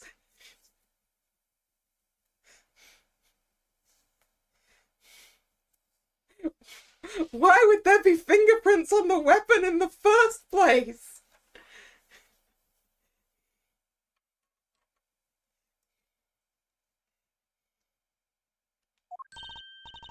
no, this isn't helpful at all.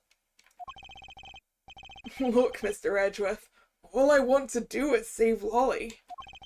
But in the end, all I can do is watch on as she takes the punishment for her crimes. You mean the punishment for your crimes?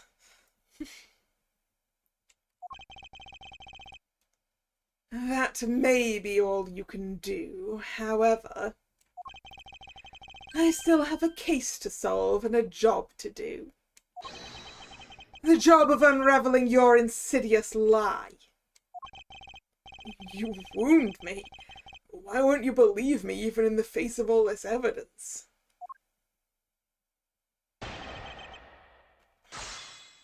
Because you're a liar and a murderer and a thief.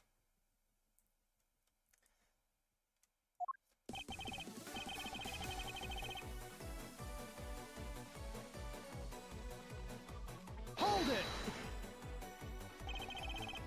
it! Those fingerprints. Are you sure they belong to Miss Porps? There's no mistake about it. Through my connections, I had the best forensic techniques money can buy performed. I find that to be a bit peculiar. What? Are you trying to pick an argument with me? What should I do? Should I raise an objection? Yes. Frankly, I don't believe that Miss Porp's prints should be on that gun to begin with.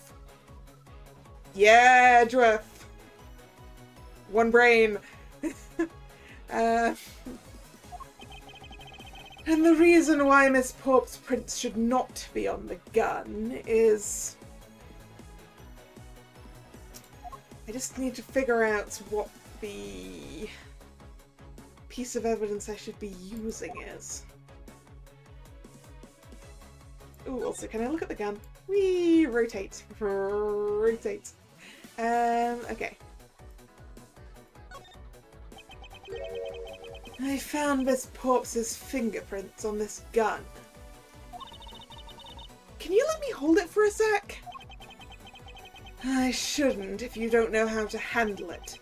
Besides, Miss Porps's prints are on it.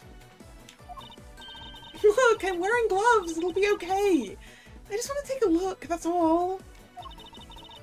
It's not like I'm going to run off with it. The only things I don't return are treasures. Stealing either one would land you in jail, you know.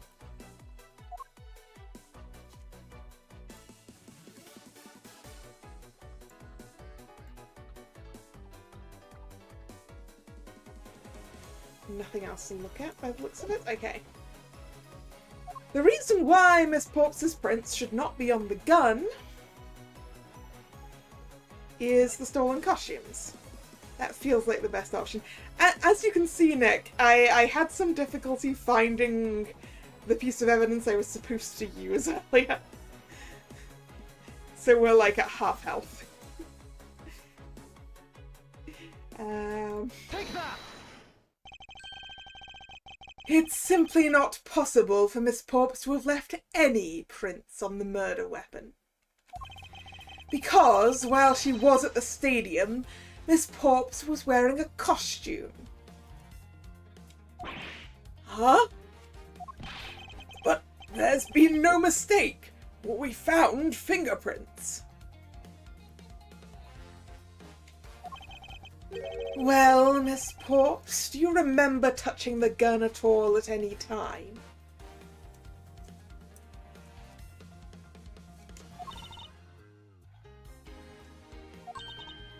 Yes! As a matter of fact, I did hold it for a bit back in the hideout. I handed it off to Mr. Deacon when he and Lance left for the haunted house. Which is where the murder happened, clearly, given the pieces of mirror. Because we know there was a bunch of funhouse mirrors in that haunted house.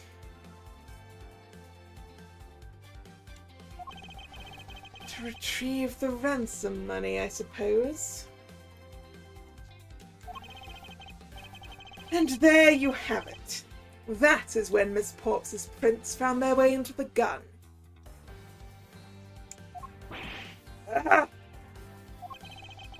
Do you understand now, Mr. Romano? The fingerprints do nothing to prove that Miss Porps is the murderer. But you still don't have anything to prove that she isn't the killer, right? I do. I have all the proof I need, Lance. All the proof I need to put you away for a long time. You seem very adamant about insisting that your girlfriend is a cold-blooded killer. Oh, Lance! What? No way!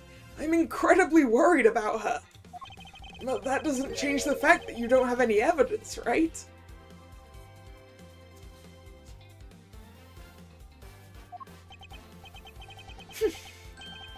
That's where you're wrong. I have the evidence. What? How? The story that Miss Porps killed the victim at the stage in the stadium. The whole affair is simply not true. Because that was not the real crime scene, but a setup. The problem with Lance is that he's done so many things that have been smart, but then he's also done so many things that were totally not smart at all.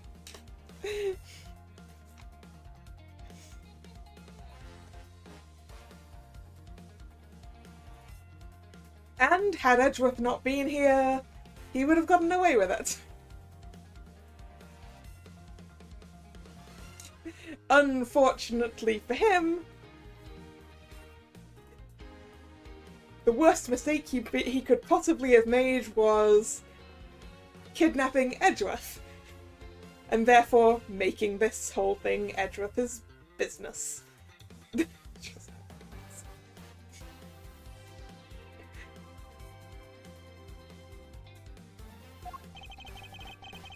This proves that the real murder was not committed at the stadium at all. Where is it? This one. Victim's costume. Take that! Let us take another good look at the costume the victim was wearing. Then I believe you'll see why I insist he was not shot at the stadium. This is the part of the costume that proves it. Right. Let's get it directly in the crosshairs. There we go. There. The burn around this bullet hole was made when the victim was shot at point-blank range. Ah! So then, you mean the murder Miss Oldbag saw at the stadium really was... Yes, she saw two people, but they were separated by a distance. If the victim was indeed shot from below the stage, there shouldn't be a gunpowder burn.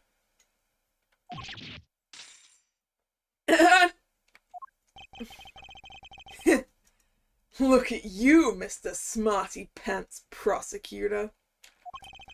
Since you seem to know all the answers, why not tell us where the real crime scene is, then? Well, don't mind if I do.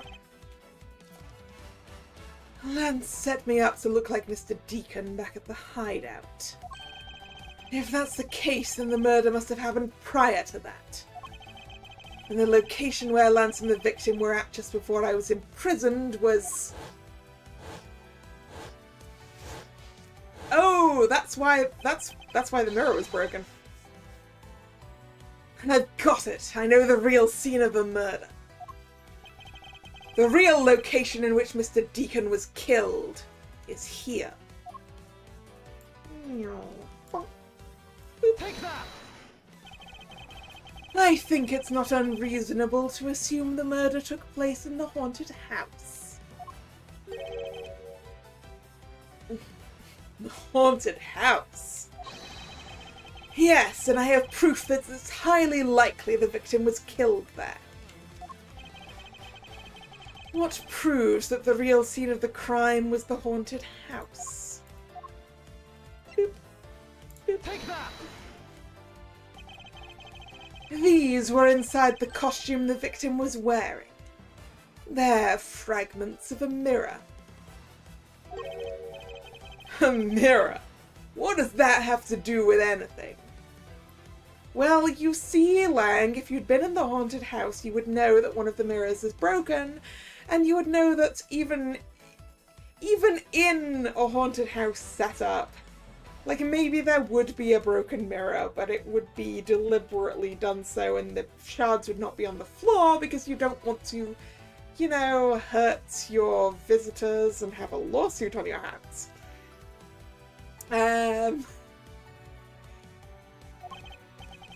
Indeed. You don't exactly expect to find pieces of a mirror inside a costume. Yeah, that's actually pretty dangerous. However, there is one place I can think of where there is a plethora of mirror fragments. And that is the haunted house. Lansamano, I propose that you killed Mr. Deacon with the revolver in the haunted house. That is very much a Cluedo one there. Person, weapon, place.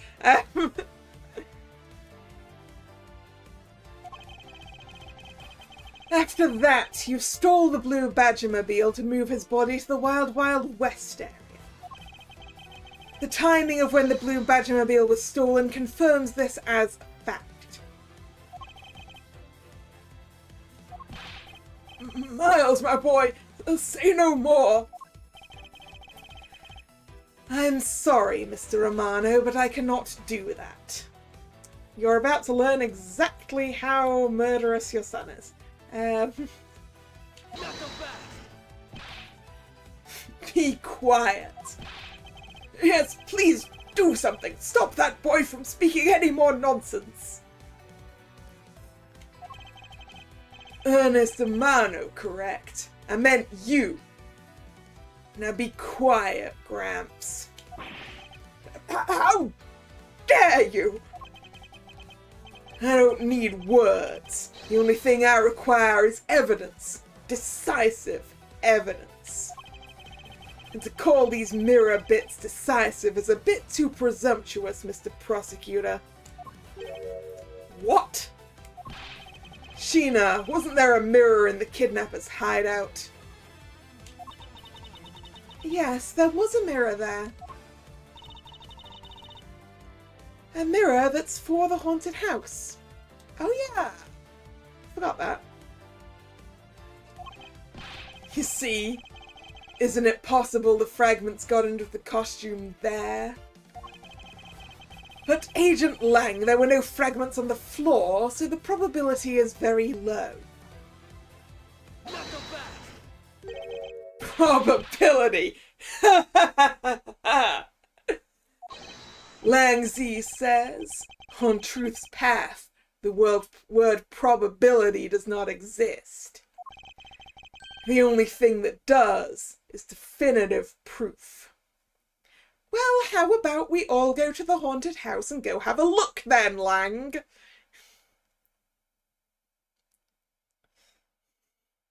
I bet you I can find... Well, no, I probably can't find blood there because the blood's all on the inside of the costume. But I bet we can find something there, Lang.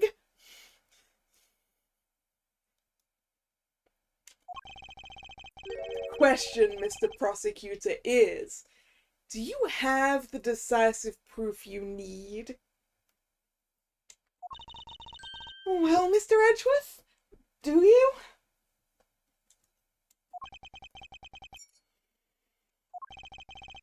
Do I have solid evidence that proves the murder took place at the haunted house?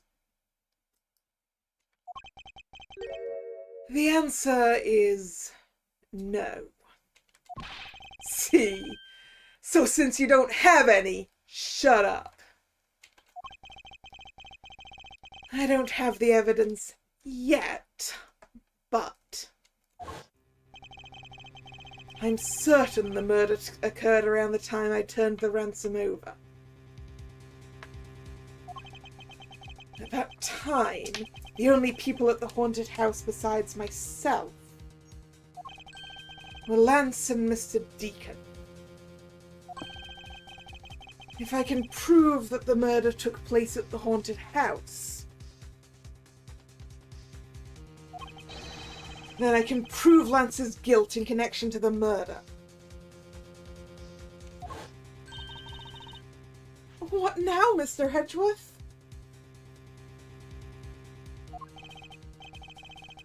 Agent Lang, I have a special request.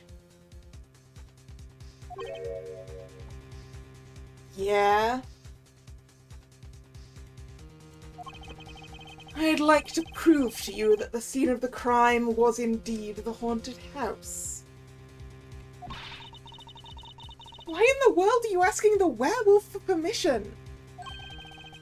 Because I don't really have a choice if I want to find the truth. Alright, permission granted. You're not to touch a single thing, got it? That won't be a problem. All that's important to me is that the truth be brought to light. It doesn't matter by who or how it's done, as long as it is.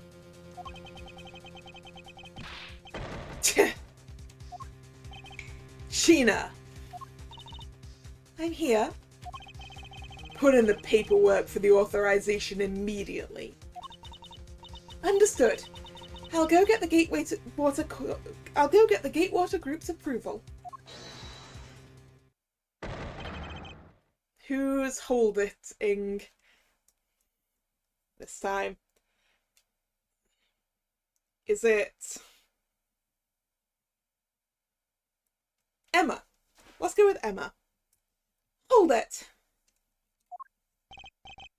No, it's still Ernest Amano. Damn it. Now. Let's hold on for a second. There's no need to obtain approval.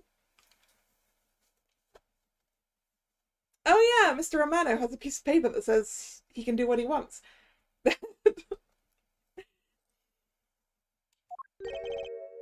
Mr. Romano?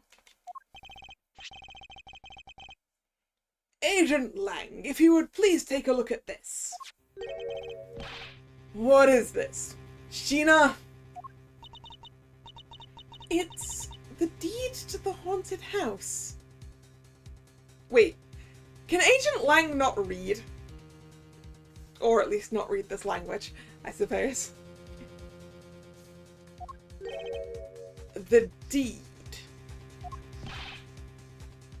Read it out loud. Gatewater Land Inc. hereby bequeaths the property known as the Haunted House to Mr. Romano for the lump sum of $1 million paid in full in cash.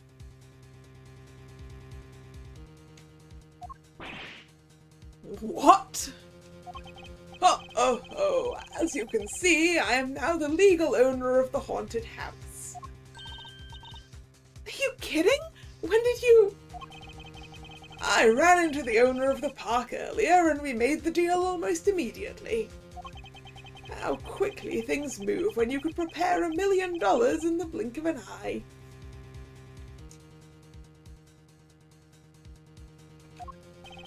That $1 million you paid.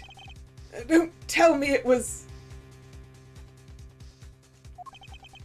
Oh, that's right. This disgusting suitcase belongs to you, doesn't it? Ah, damn it, I thought we were done with that. Says Edgeworth. I don't have any more use for it, so you may have it back now.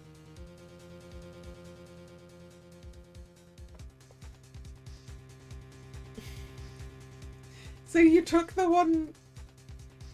Had he been given... Had he retrieved... Yeah, I guess he must have retrieved the money already. And then used it. You used the ransom money?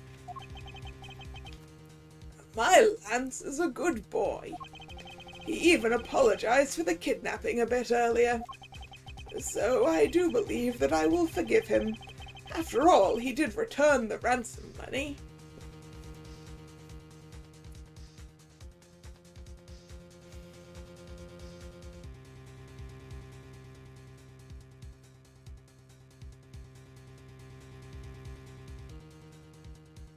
Okay, this is way too suspicious now.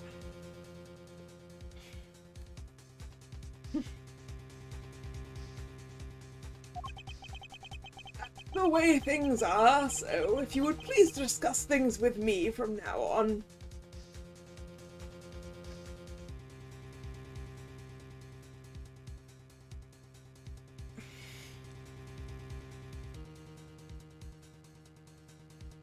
Okay, so the kidnapping was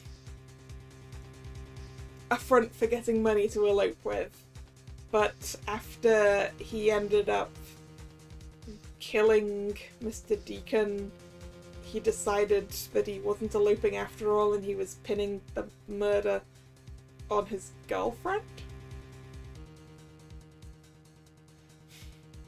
And just admitted everything to his father and gave him back the money?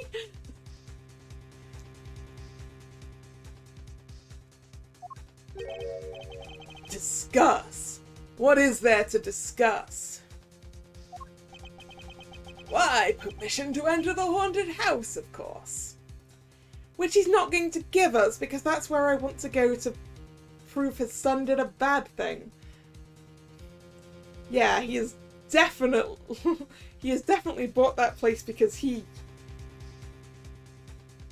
Oh no, his son told him everything he did, didn't he? And he's like, don't worry, son. I will find all of the other evidence. Prove that you didn't do it. Is that it? Dude. Dude, there's being a doting parent, and then there's defending your murderous asshole of a son.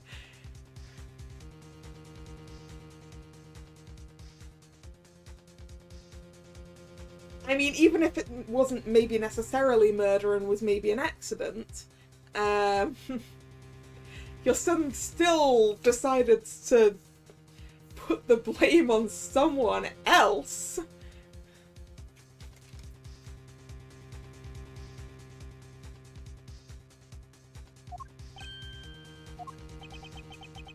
While we were busy listening to Lance's story, Mr. Romano was out there preempting us. Permission to search the haunted house is denied. End of discussion. Agent Lang, I want you to arrest that girl. Also, like, how cheap of a theme park is this that he can just buy one of the attractions for only 1 million?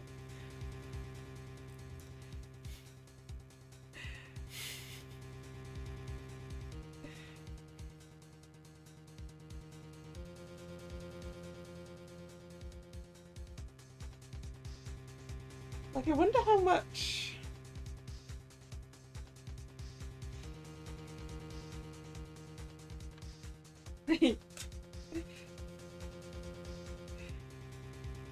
I wonder how much a comparable attraction is to build. 'Cause surely it's more than that.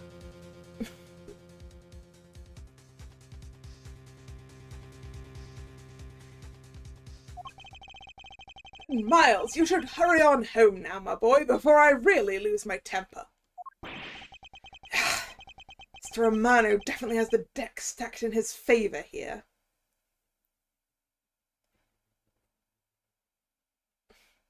I mean, I guess yeah. I guess it does depend on what kind of an attraction it is. You probably could build a haunted house like that for less than 1 million. I'm pretty sure that... I guess I'm too used to looking at the numbers for, like, Disney parks.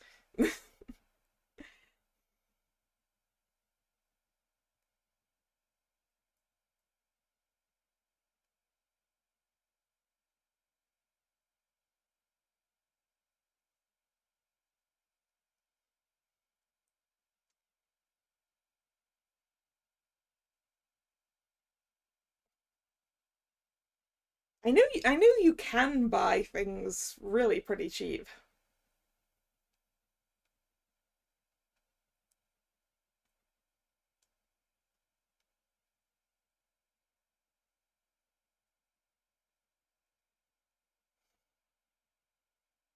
I wonder if that's something I can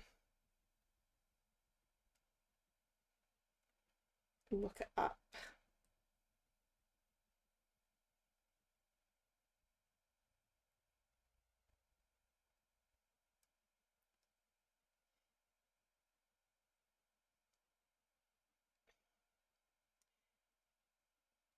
Like, just for instance, and not even looking at Disney here, I'm looking at Alton Towers. Um,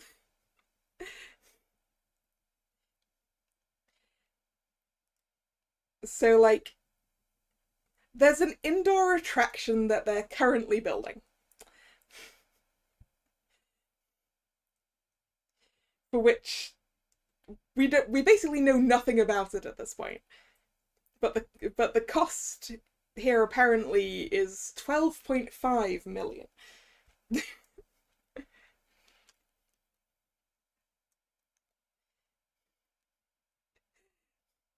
No, I am not going shopping for my own amusement park ride. Although I have watched YouTube videos of people who've done that and ordered theme park rides shipped over from China. I don't have space for that kind of thing. Now, if I had space, though. um. Anyway. Distraction over. What should I do? If I leave it like this, the truth will be lost forever. To be continued.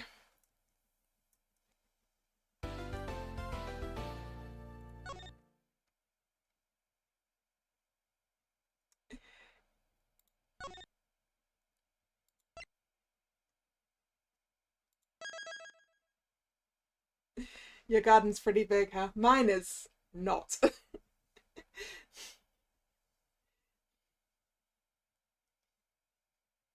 Like, I don't think there's any kind of even. No, that's a lie. Um,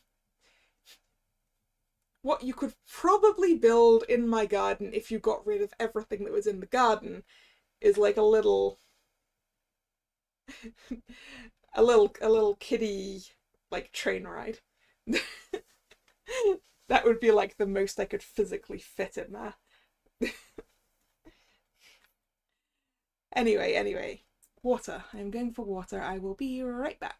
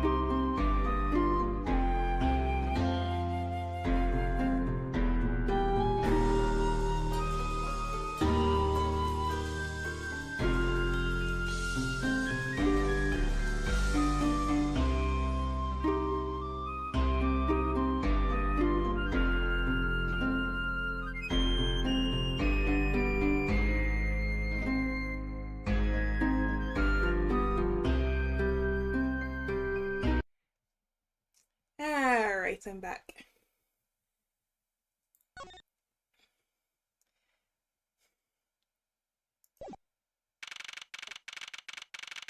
March 13th, 4:27 p.m. Gatewaterland main gate. Time to convince an old man that I should be allowed to arrest his son for murder.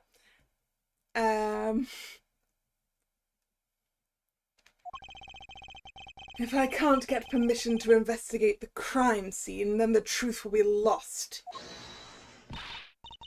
Hold it! Hold it! Hold it! Okay. Ah, yeah, she's she's not bound by the laws of this land. Mr. Edgeworth, what are you doing spacing out? Have you forgotten? There's only one thing you should do at a time like this. And what is that? Hey Kay, is the answer we can run faster than an old dude and he can't stop us?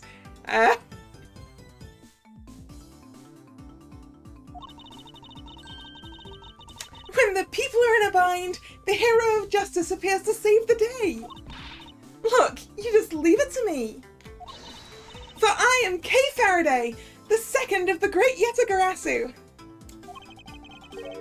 But I thought you were a thief, not a hero. The Yetagarasu is noble and is always a thief of justice. That's... of course. Oh, right. Nope. I'd forgotten that we could do this. I mean, that's not going to find us the bloodstains, Kay, but sure. If we have enough information, I can recreate the inside of the haunted house with this. Plus, if we then factor in everyone's testimony, you can recreate exactly what happened when I dropped off the ransom money. We may be able to figure out some new information through this. It's worth a try. Agent Lang. So you want to use your little toy? Be my guest. Okay, hang on. You're all about to witness the true power of a real modern-day Robin Hood. Detective Gumshoe. Is there a copy of the haunted house's blueprint among the police's reference documents? Yes, sir. We got it just in case we needed it for the kidnapping case.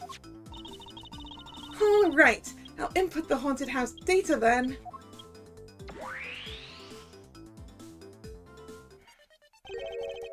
What is this? Where are we?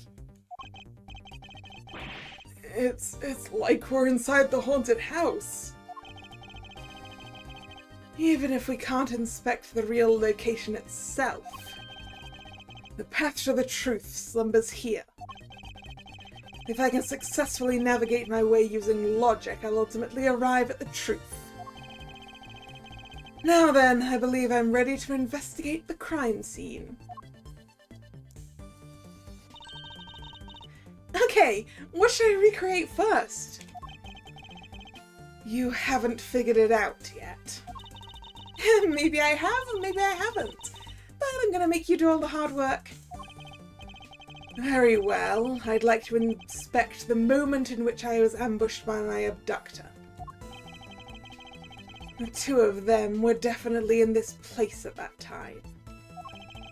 If I can verify that, it may provide me with a new lead. I had just come out into the hallway after leaving the money inside the dining room. At that time, I saw a badger slumped over on the floor at the end of the hallway. Eh? What was a badger doing all the way down there? I also thought it was strange. Oh, did we see the victim's dead body?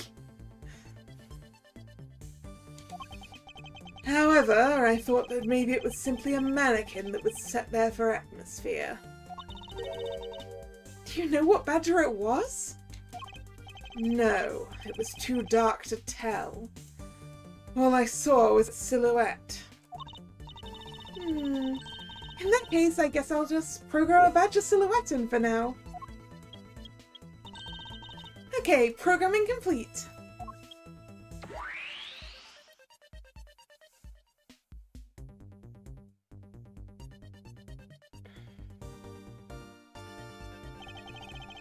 Then I started walking towards the exit. And that's when you were struck from behind, right? Yes. But that's odd. The hallway's a dead end. Where did your assailant come from? There's only one location I can think of. Oh no, it was the slumped over badger that attacked us, right? I believe my assailant was lying in wait here. Yeah, so actually that's not a dead body, that is assailant. Take that! That doll I saw wasn't really a doll, it was in fact a costumed kidnapper. Oh, so he used the costume as the perfect camouflage to blend in with the rest of the house. Precisely.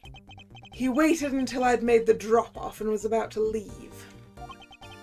Then, just as he saw me take a step towards the exit, he stood and launched his attack. I can think of no better hiding place than this. Hey, not bad! I'm beginning to think I should steal this tactic for myself. Just don't use it to do anything criminal, Kay.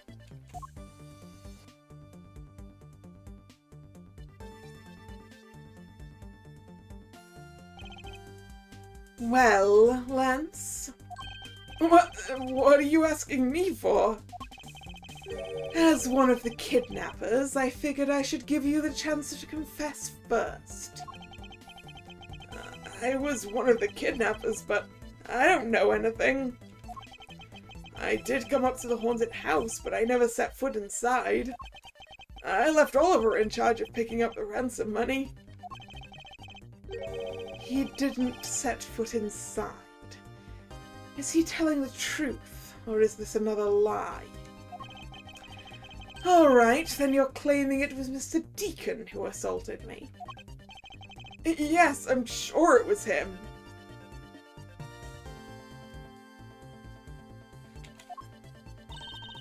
Okay, inputting the new info now. Mr. Deacon was the bad badger, right? Yeah, which gives us a little bit of an issue with the weaponry here. Since the bad badger has a gun attached to its right hand, I'll have to change it so the weapon's in its left hand.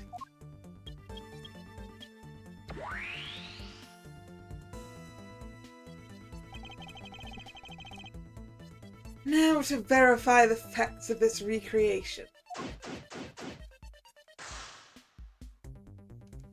Which side of the head was Edgeworth struck on?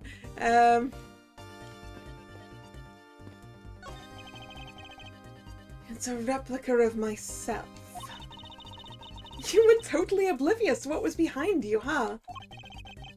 Yes, I suppose I am also to blame for what happened to me. It was incredibly dark, which is all the more reason I should have been more alert. I vow to never be caught by surprise again.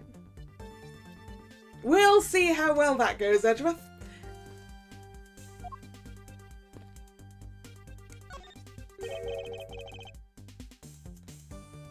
You didn't recreate the weapon.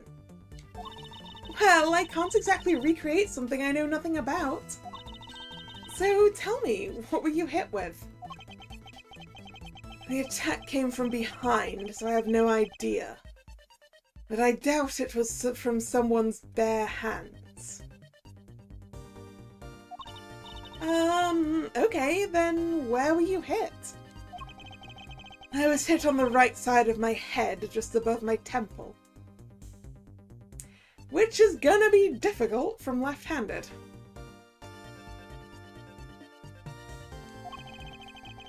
There was a bit of blood, but it wasn't anything serious. Ouch! Sounds painful. Why are you smirking like that when you say it? it's just your imagination. Now, let's see. I wonder if there's anything in the hallway that could have been used as a weapon. Like that sword. I'm looking for something the culprit could have used to hit you with.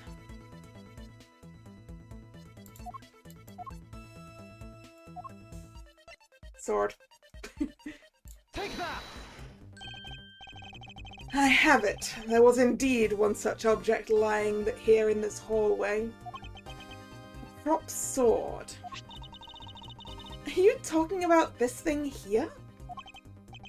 Yes, although we did find it at the kidnapper's hideout. Wait, yes! It's possible that the culprit took it with him after using it on me. Is there a tiny bit of Edgeworth blood on this sword? Hey Hunter, how you doing?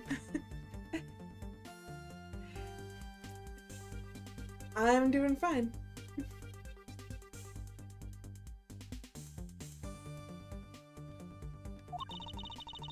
To leave no evidence behind, right? Correct. It may be worth a more thorough examination yet. Okay, so what test do you want to run on this sword? Well, we're not dusting it for prints, he was wearing a costume. We're luminoling it. The culprit was wearing a costume at the time, so a fingerprint analysis is useless. Let's run a luminol test. It's possible that some of my blood found its way onto this. So that we can then prove that this wasn't a left-handed strike, right? Agent Lang, may I ask for your cooperation in this matter? Like I have a choice. Sheena, call the lab boys. Understood.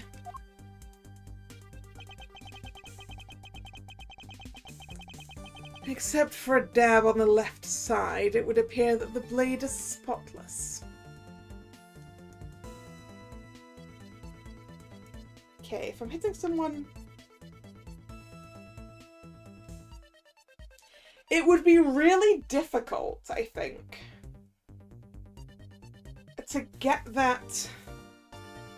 well, I guess you could sort of sideswipe it.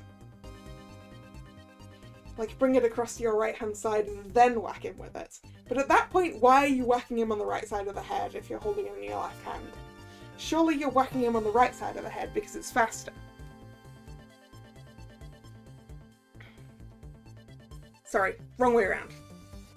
Because he did get hit on the right side of his head because he's facing away from me. Yeah.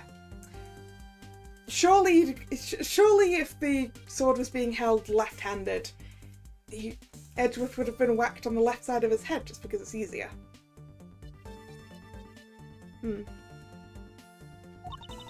So it must have been the left side of the prop sword that hit you then, right? Broken prop sword data updated in my organizer.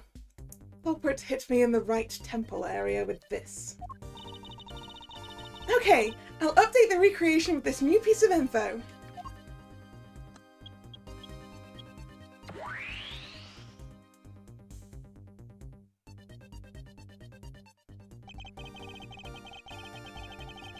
Although, I mean, I guess you could bring it straight down and, like, glancing hit off the side. No, temple. Temple's here, right?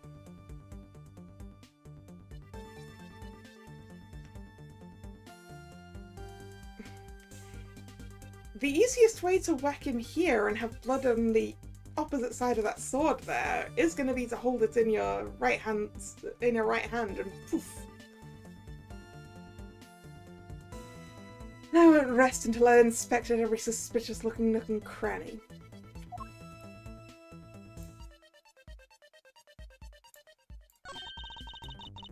And in the next instant, this badger will swing his left arm complete with weapon in hand. Yes, to club me with the left side of the prop sword. Shall I recreate the moment of impact? I want to see the pained expression on your face. It's just fine the way it is. Wait, maybe not. Is it just my imagination, or is something not quite right? Yeah, deduce.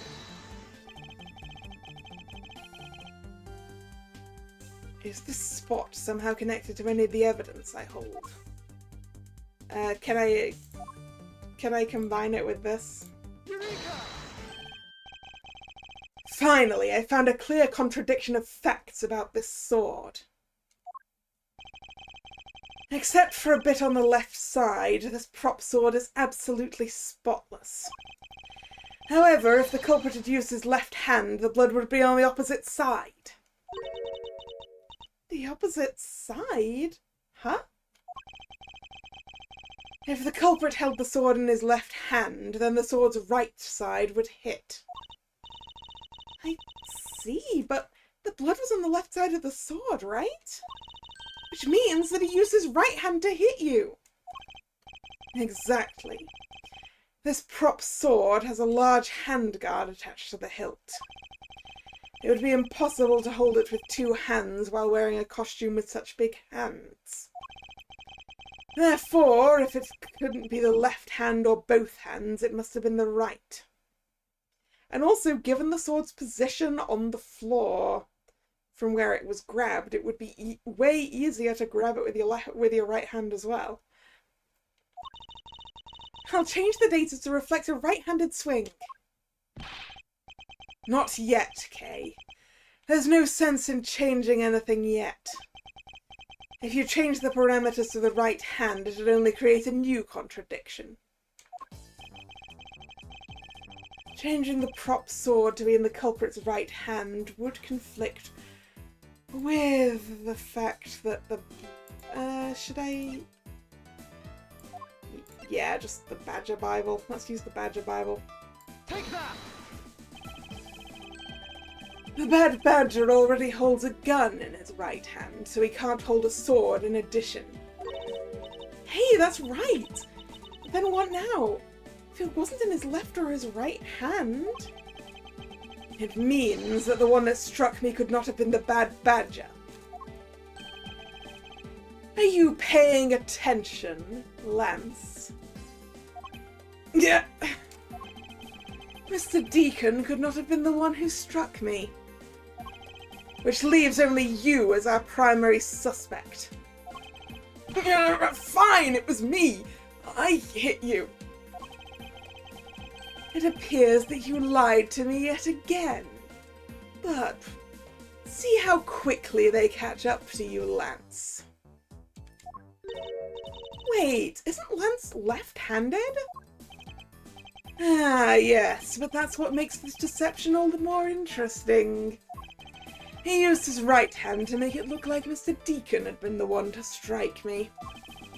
For you see, firing a gun with one's non-dominant hand is difficult.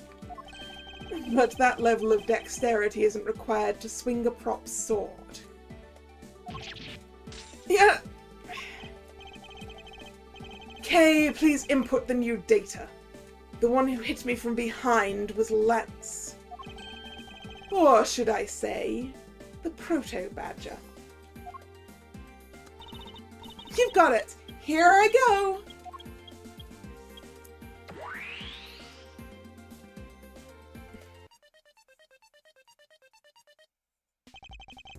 Now we have a faithful recreation of the situation around the attack on me. Alright! Now all we have to do is examine this new recreation and...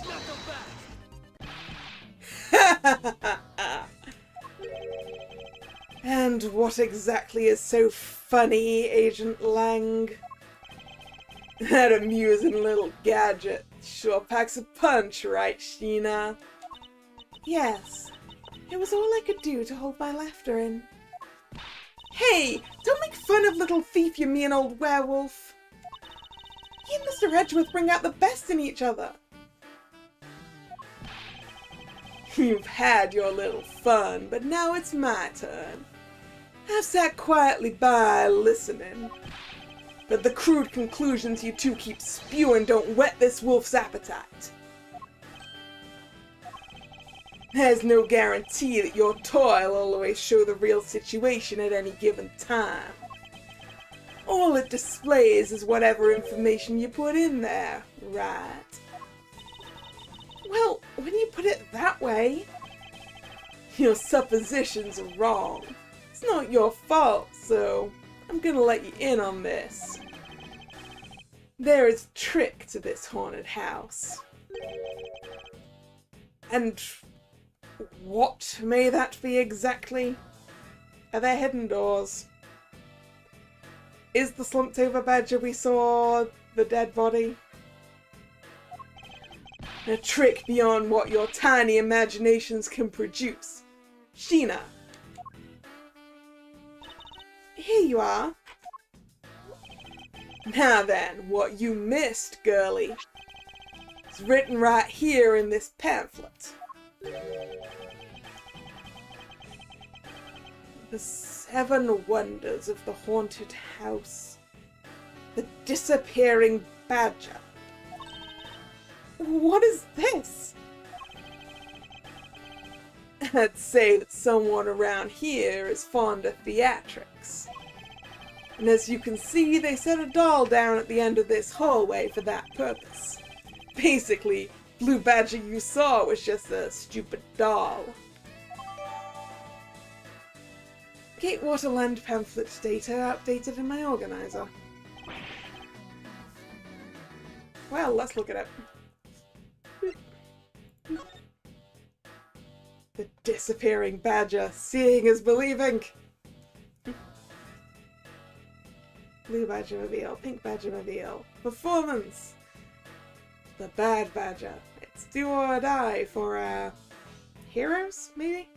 Can the blue badger and proto badger arrest the bad badger in Gatewaterland? You can come and watch to find out, probably. That's probably where that goes. This one is probably like, ever wanted to visit an old West saloon?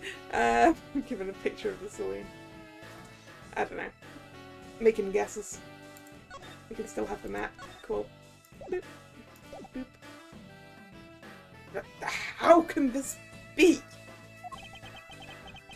Guess that throws your whole theory about it being your attacker right out of the window. Yeah. But that can't be right. Maybe the culprit hid the doll somewhere. And then he laid down and pretended to be it instead. If the criminal couldn't even hide himself in the hallway, how could he hide a giant doll? Agent Lang. Are you capable of reading? I mean, clearly not, since you keep asking Sheena to do it for you.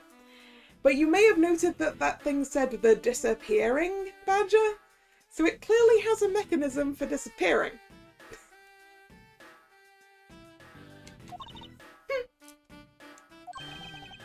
Do you get it now? Thanks to your presumptions. Your logic started off weak and it led you into a completely wrong conclusion. Now get off your high horse. Mr. Edgeworth.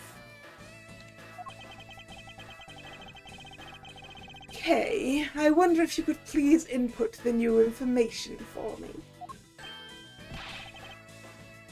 You don't know when to quit, do you? I can't quit, not until I can declare that I found the truth. Agent Lang, for the additional information, you have my thanks. There you go again, we'll see if I care. Okay, I'm updating the recreation now.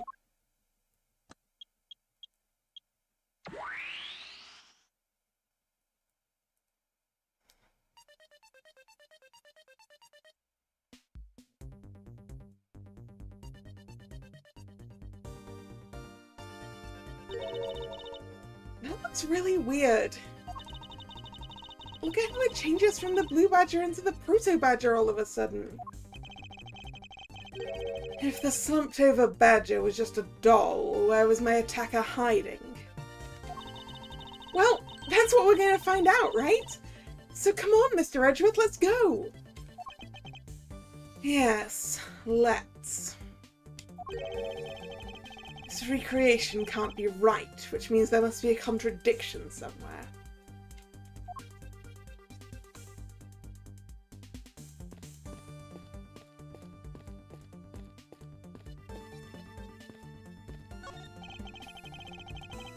Pieces of a set of armor are in a pile here. Why do you think they almost always have sets of armor inside haunted houses? I suppose this sort of interior design is meant to bring out a sense of the abnormalcy. Why do all of your explanations have to be so hard to understand, Mr. Edgeworth? Now try explaining it again, but this time so that even a thief like me can get it. I feel like the answer to why haunted houses always have suits of armor is that that gives you a possible additional scary haunted thing. Like maybe the suit of armor can come to life, you know. That may prove to be a most difficult task.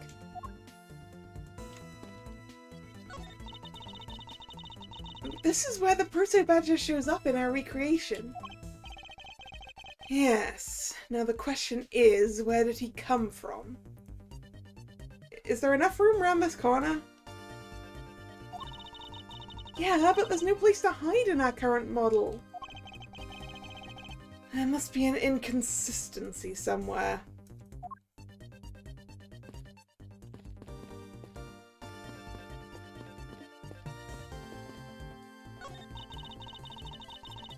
When you take a look around, it almost feels more like a house of mirrors. Indeed. Who has ever heard of this many mirrors inside of a haunted house before?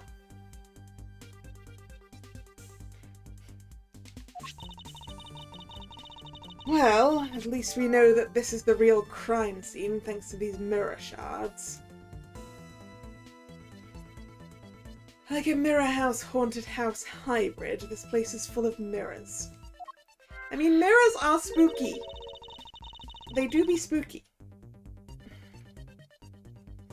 Hey, wait, these shards! There's something different about them.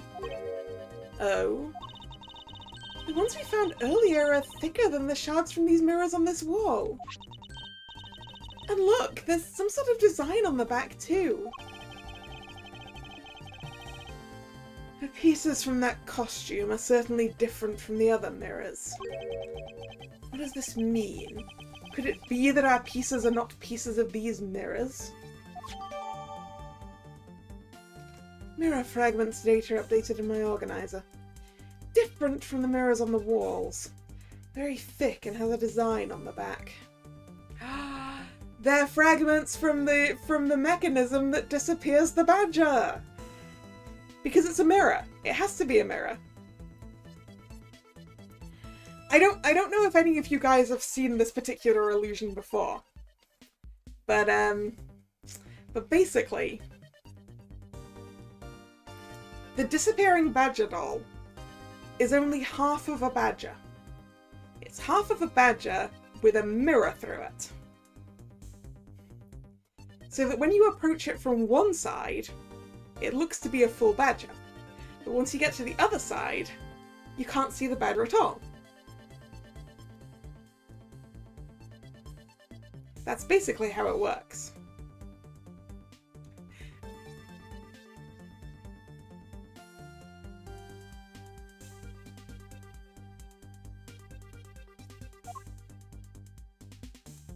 So let's go look at those mirror fragments. Oh, I'm not allowed to look at the design? Okay, I'm going... Until told otherwise, I'm going to assume that the design on the back looks like the wall.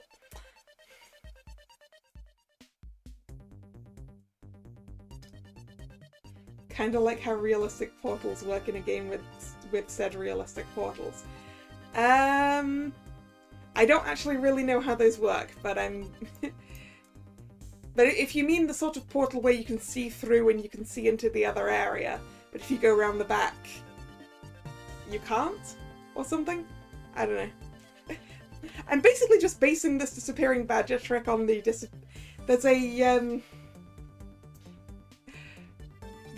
they use a similar thing inside the Figment ride in Walt Disney World, basically. And probably a bunch of other places too, but that's the place I've seen it more recently. What do we have in our Mind Palace? Just the mirror shards. Okay.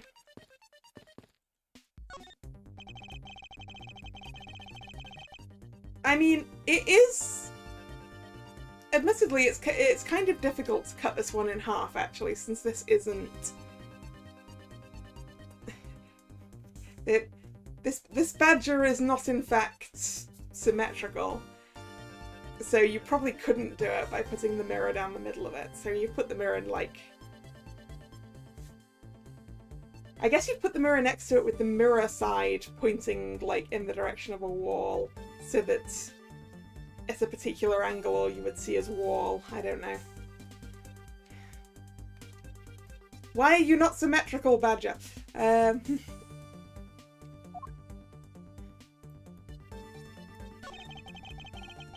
This blue badger is just a doll for use in this haunted house. I bet the one who killed this blue badger was the bad badger, right?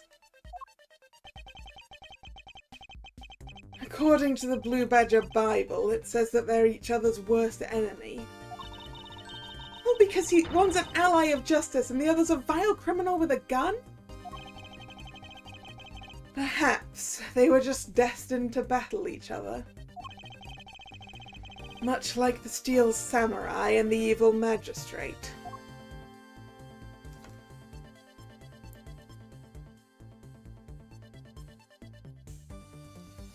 There's nothing else to look at. Did you, Spuzzen? Is this spot somehow connected to any of the evidence I hold? Can I just go mirror fragments? Is that allowed? Eureka! This is in complete contradiction to this piece of evidence. Well, maybe it's not in complete contradiction. Hold it, Mr. Edgeworth, which is it? Is it a contradiction or not? Sorry, I don't quite know. Oh, shit. Okay. Maybe it's just a trick of the eye. Yeah. No. No. I was too busy going, you couldn't put a mirror down the middle of that badger because that badger's not symmetrical. I bet it's in reverse. It is. It's in reverse.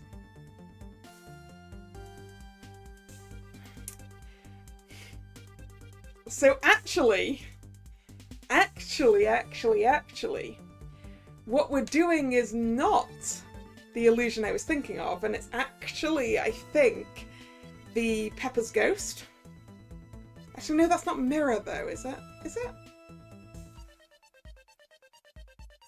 I think it's glass rather than a mirror.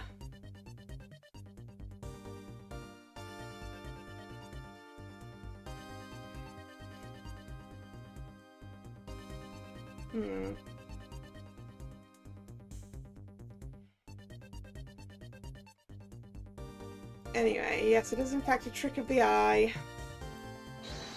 This is in contradiction. Oh wait, no, sorry. To this. Eureka! Hold on a second here. There's something wrong with this blue badger. Huh? Like what? The way the belt is on him is the opposite of how it should be. Did you make a mistake? That can't be! I inputted the image data exactly as it is in the pamphlet.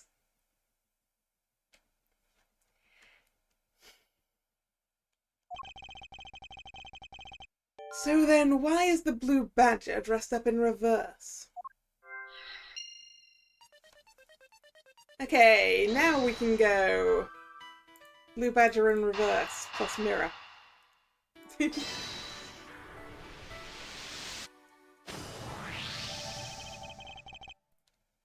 Okay, do you remember what you said earlier? What I said earlier about what?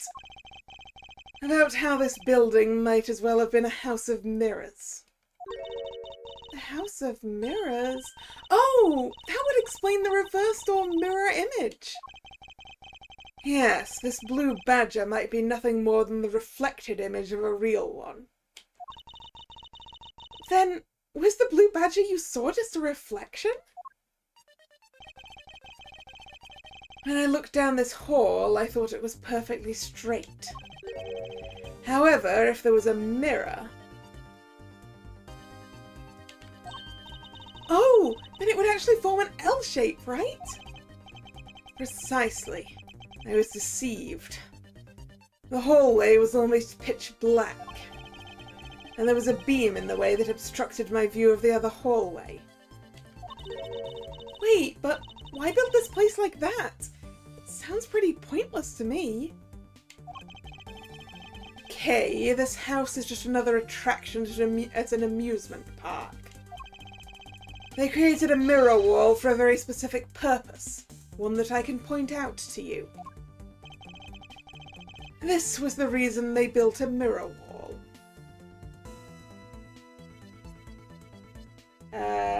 So that they could disappear the badger. Take that! It's written in the pamphlet, the main draw of this attraction is the mystery of the disappearing badger. You mean they built the mirror for that trick alone?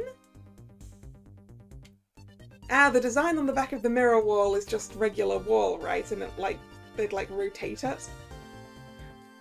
Or something? But you said you saw the badger, so it was definitely still there. That was true at the time, however. Doing this allows someone to make the blue badger disappear in a flash. I mean, actually just dim the lamps, honestly. That's kind of... This is a little bit Pepper's Ghost. In that the lights are what make the thing work. The fact that you light up the thing that you're mirroring.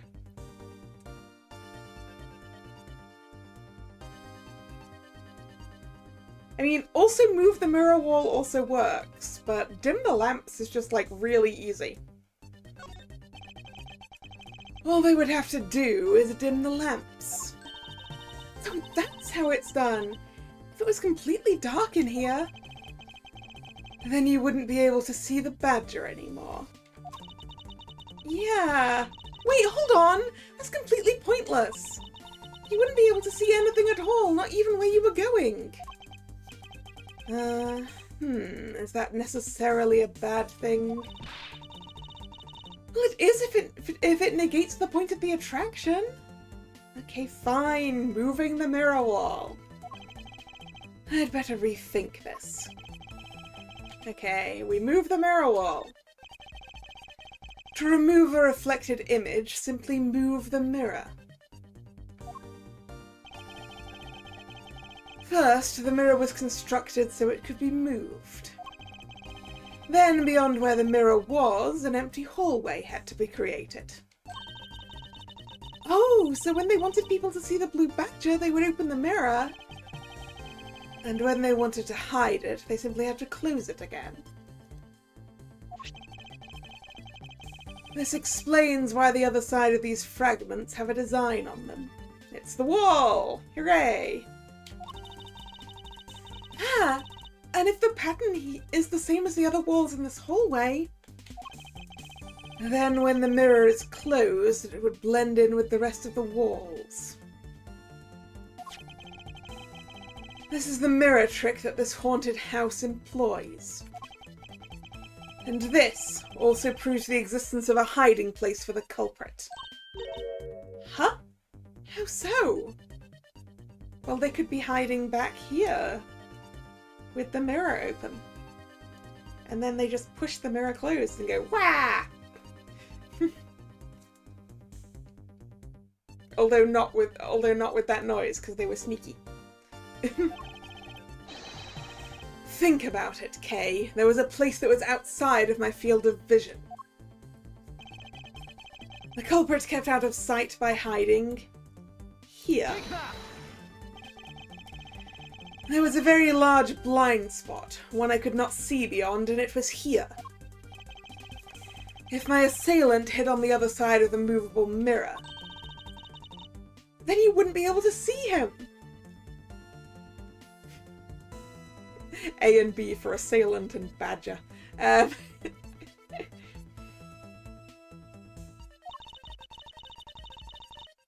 He didn't even need to do anything to the blue badger doll. Exactly. All he had to do was wait for me on the other side of the mirror. Wait, hold on. I just thought of something. Yes? Well, shouldn't the mirror wall be broken right now in reality? Since we have a few shards of it, we can probably assume it is. Yes, it most definitely is broken. The question is, when was it broken? Since we found these inside the victim's costume, that would mean that the victim was there when the mirror was broken. Wait, that sound.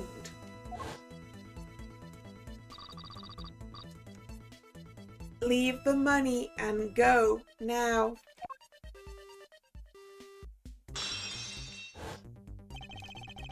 That sound I heard was most definitely the sound of a mirror breaking. Kay, I'd like you to input some new information. Don't scare me like that! Sorry, but I need you to recreate something for me.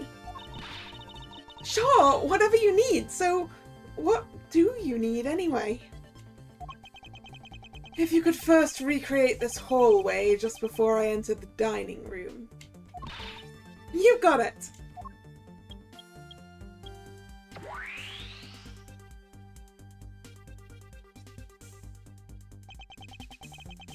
Now this. I believe this is how it was right before I entered the dining room. Although at the time I thought it was just a single straight hallway. And then I went inside. It was around then that I heard the sound of a mirror shattering. You heard what? Then... Yes, I believe it was then that the mirror was broken. Okay, so when you stepped outside into the hallway again... The mirror wall should no longer exist. Kay, please recreate that. Got it!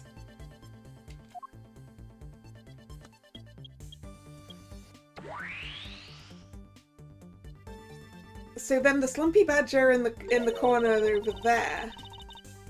Wait, but with the mirror gone, the culprit lost his hiding spot.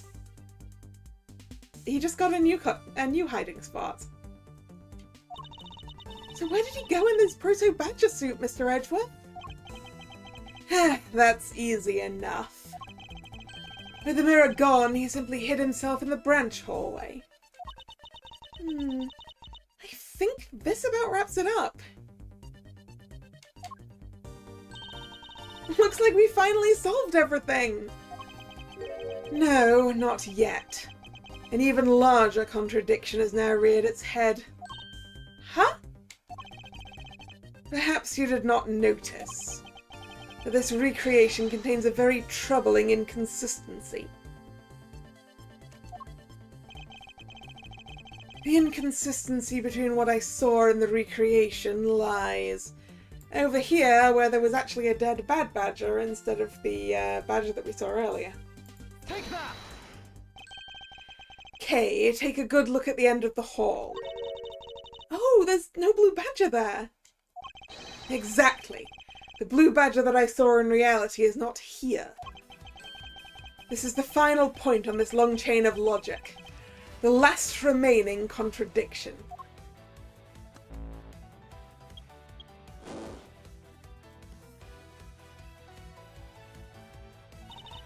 So, let me get this straight. When you came out of the dining room, you saw a badger, right? And that is precisely where the final contradiction lies. Something that shouldn't exist was there before me. Who or what do you suppose it was? I believe this is the real identity of our mystery badger. Boop. Mr. Deacon. Nope, we can't present Mr. Deacon. Okay. We could present the bad badger. No, we could present the victim's costume. There we go. Take that! That would be more appropriate. The badger I saw was in actuality the dead victim's body. Yeah. What?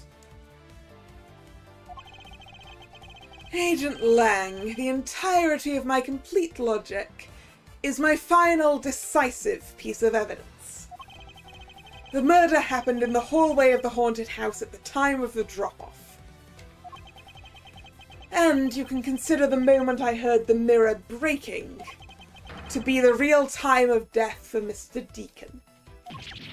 No! Maybe it was due to their fighting, or perhaps it was the life-shattering bullet. But no matter what the cause was, the hallway mirror wall was broken. You were in the house at the time, right? You telling me that you missed the sound of a gunshot? Well, I'm pretty sure that a costume and a person is probably enough silencer. Objection! There were a variety of sound effects playing at the time, all for theatrics, I assume. The gunshot must have blended right in. Yeah! Now then, I'd like you to recall something for me. Who was it that was with the victim at the haunted house? Yeah! Who was the one who had the opportunity to rob the victim of his gun and use it on him? Yeah! It was you, Lansamano!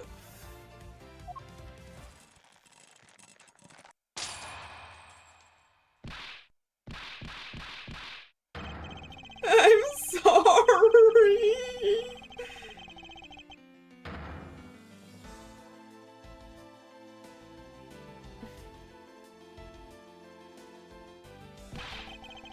It's not like I had a choice. Oliver turned on me all of a sudden.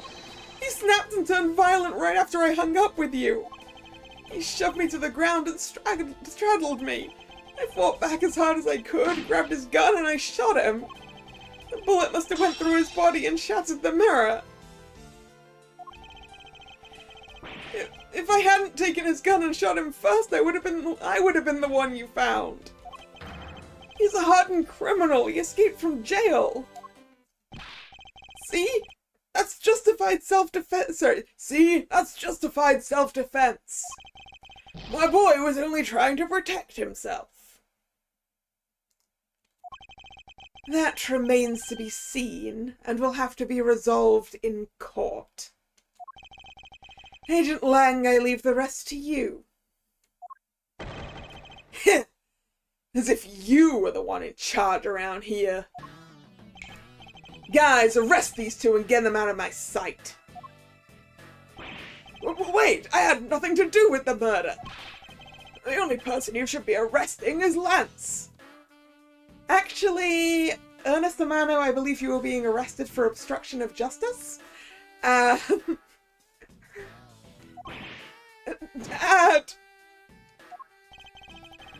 Sorry, but you're not slipping away that easily, Mr. Ernest Amano. You tampered with the evidence so you could cover for your son. What a great dad you are, willing to risk it all to truly touch it. Oh. By the way, do you know why I'm really here? Is he being investigated for money laundering?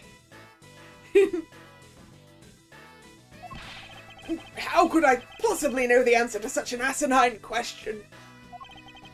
You wound me. I came all this way from across the sea just to see you, you know. You came to see me? What's that supposed to mean? I have a few things to ask you, Mr. Romano, about a case from 10 years ago. A case from 10 years ago? Oh, what's the name that you use here for that case? Sheena! It's known as the KG-8 incident.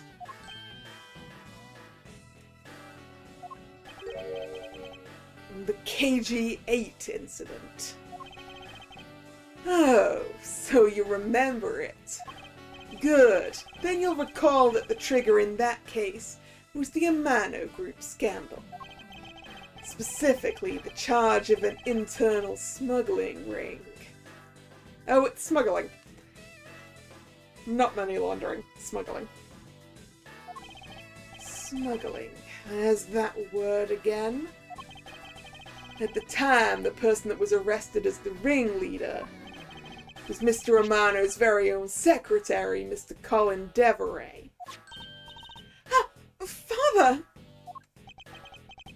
Even though you pushed the crime onto your then secretary, Mr. Deveray, I always suspected you were involved with the smuggling ring, Mr. Romano.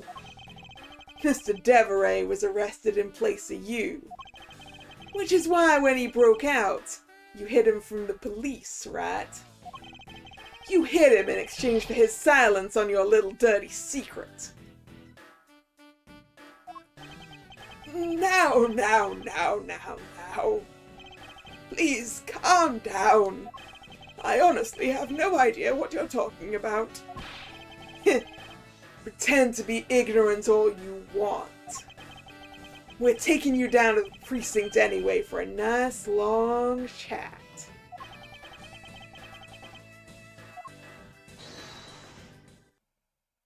Oh, who's the holdout now? What the? Who the heck was that?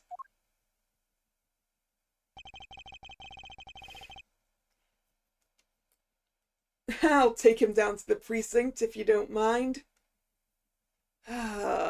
You?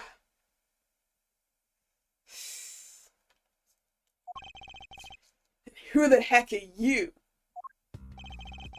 I'm Jack Sportsman, and I'm the prosecutor in charge of this case.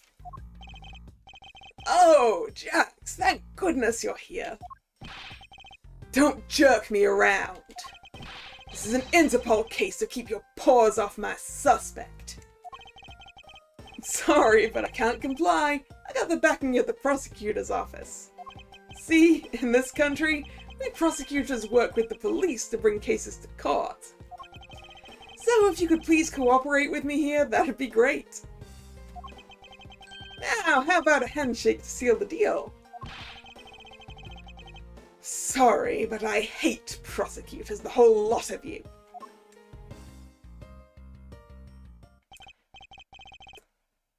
Guys, arrest the two suspects. The first case of this game happens after this case.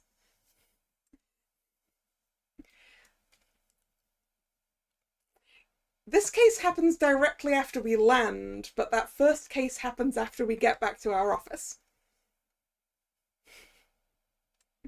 We time traveling. As the player.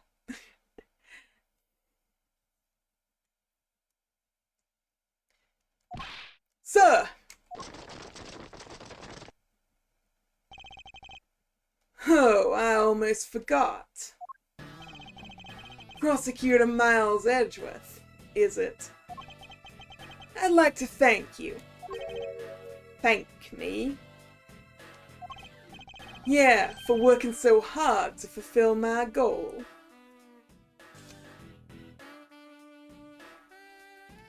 No, we went immediately from the plane to doing this.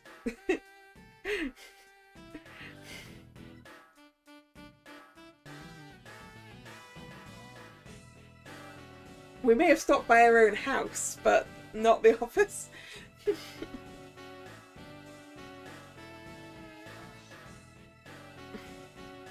Yeah, we've been investigating this whole case with jet lag. Jet lag and a concussion.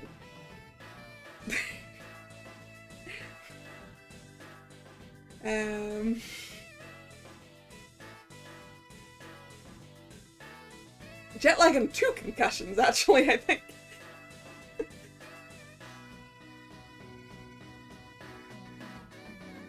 Actually, I don't know if we hit our head when we fainted. Hey,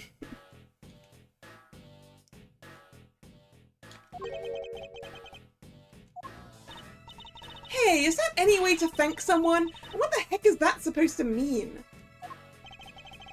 You were so relentless with Lance that you forced Ernest to tamper with the evidence.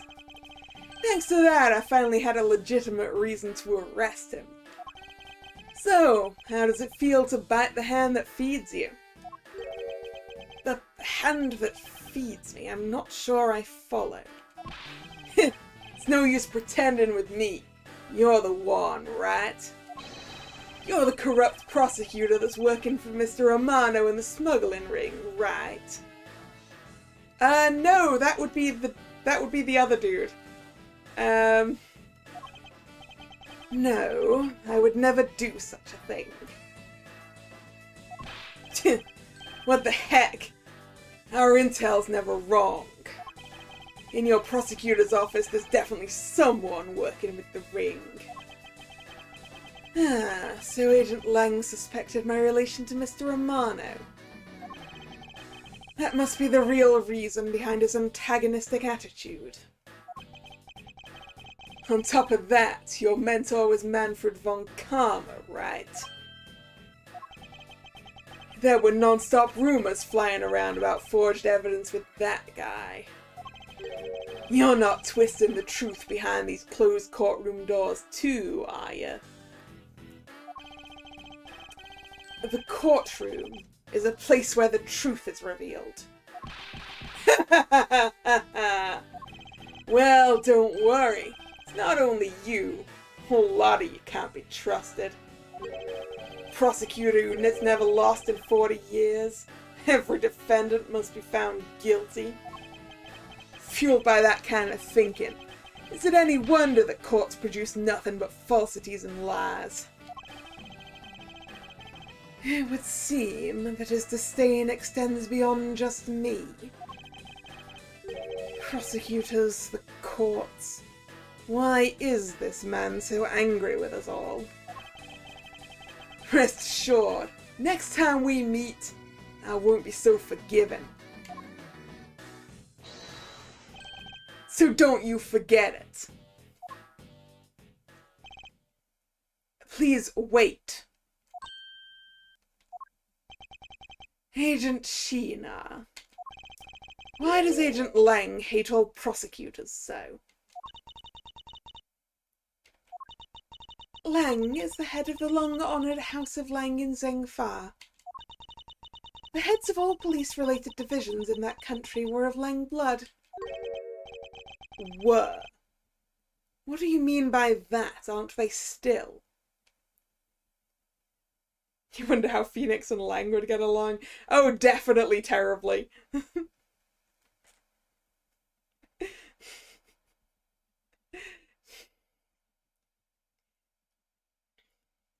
They'd be butting heads if they were on the same case. Mostly because Lang wouldn't be letting Phoenix do his investigating. They were revered, but that was long ago. They don't hold that sort of sway anymore. And it was all because of the courts. How can that be? A prosecutor once withheld and tampered with the evidence of one of the Lang detectives found. That evidence's purity was tarnished, and it cost the Lang family its honour and trust. But not all prosecutors are like that. Even so, Lang will never respect the court again. Or any prosecutor. So, Agent Lang is a man who hates all courts and is unwilling to forgive prosecutors. Man, what a piece of work that guy is. Come on, Jim, we better catch up. Yeah. We've still got to deliver that thing to the old man, after all. And that's the last time we saw Jim alive.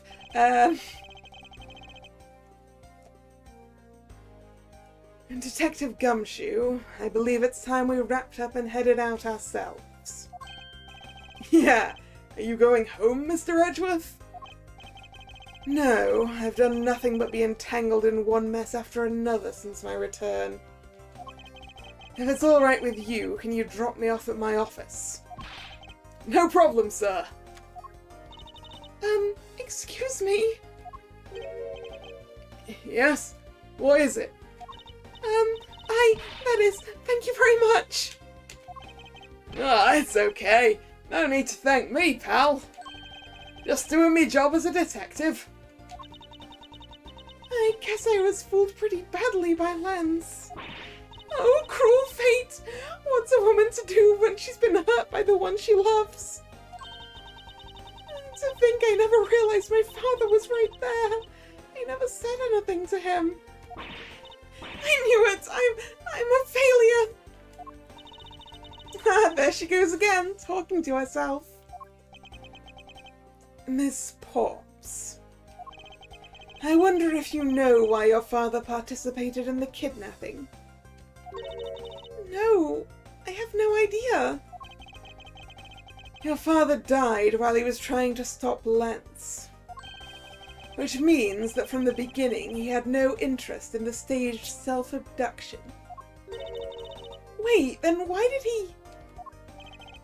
I believe it was because of your presence, Miss Popps. Me? Lance realized that the two of you were related, which is why he used you as a hostage to coerce Mr. Deveray into cooperating. Father! As a felon, he could not tell you of his real relation to you. However, as the Amano family butler, at the very least, he was able to watch over you. It was all he could do, but that was the shape of his overflowing love for you.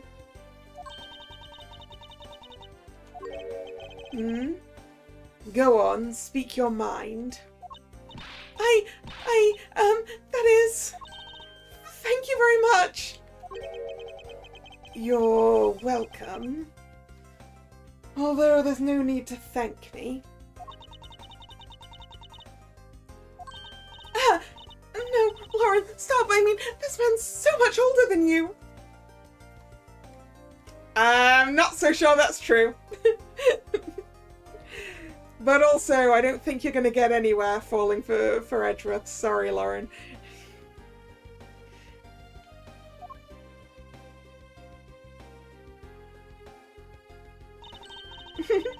Looks like you've completely stolen her away, Mr. Edgeworth.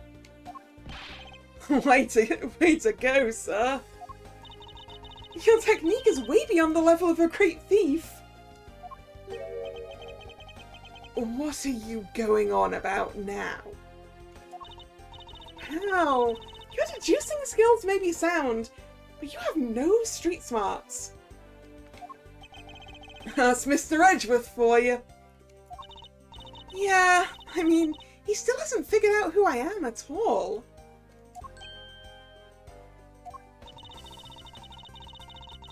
If you haven't remembered in all this time, I guess I'm just gonna have to say it. This isn't the first time we've met, you know? What do you mean, pal? Mr. Edgeworth, how do you know this girl? Looks like you totally forgot me too, Gummy. Gummy? Are they childhood friends? Here, maybe this will jog your memories. I promised I'd return this to you one day, remember? That's That single piece of cloth took me back far into my past. To that fateful day, 7 years ago, when I first met the then-child Kay. Okay, not childhood friends. Well, her childhood. And Detective Gumshoe. Is our next case going even further back in time?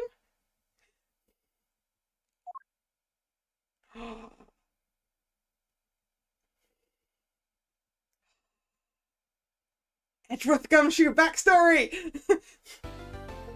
Oh man, I'm looking forward to that so much. But I think that given the time, we should leave that till next time. Let's get backstory next time, I think. So, thank you very much for watching. It's been fun. I had correct deductions. Hooray. That backstory is going to be a lot. Yeah, right? And obviously we're also going to have to do that case.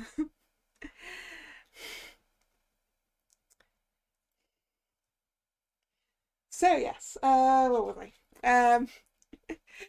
If you're new here and you've enjoyed your time here, consider subscribing to the channel. You can also follow me on social media, which is linked in the description box.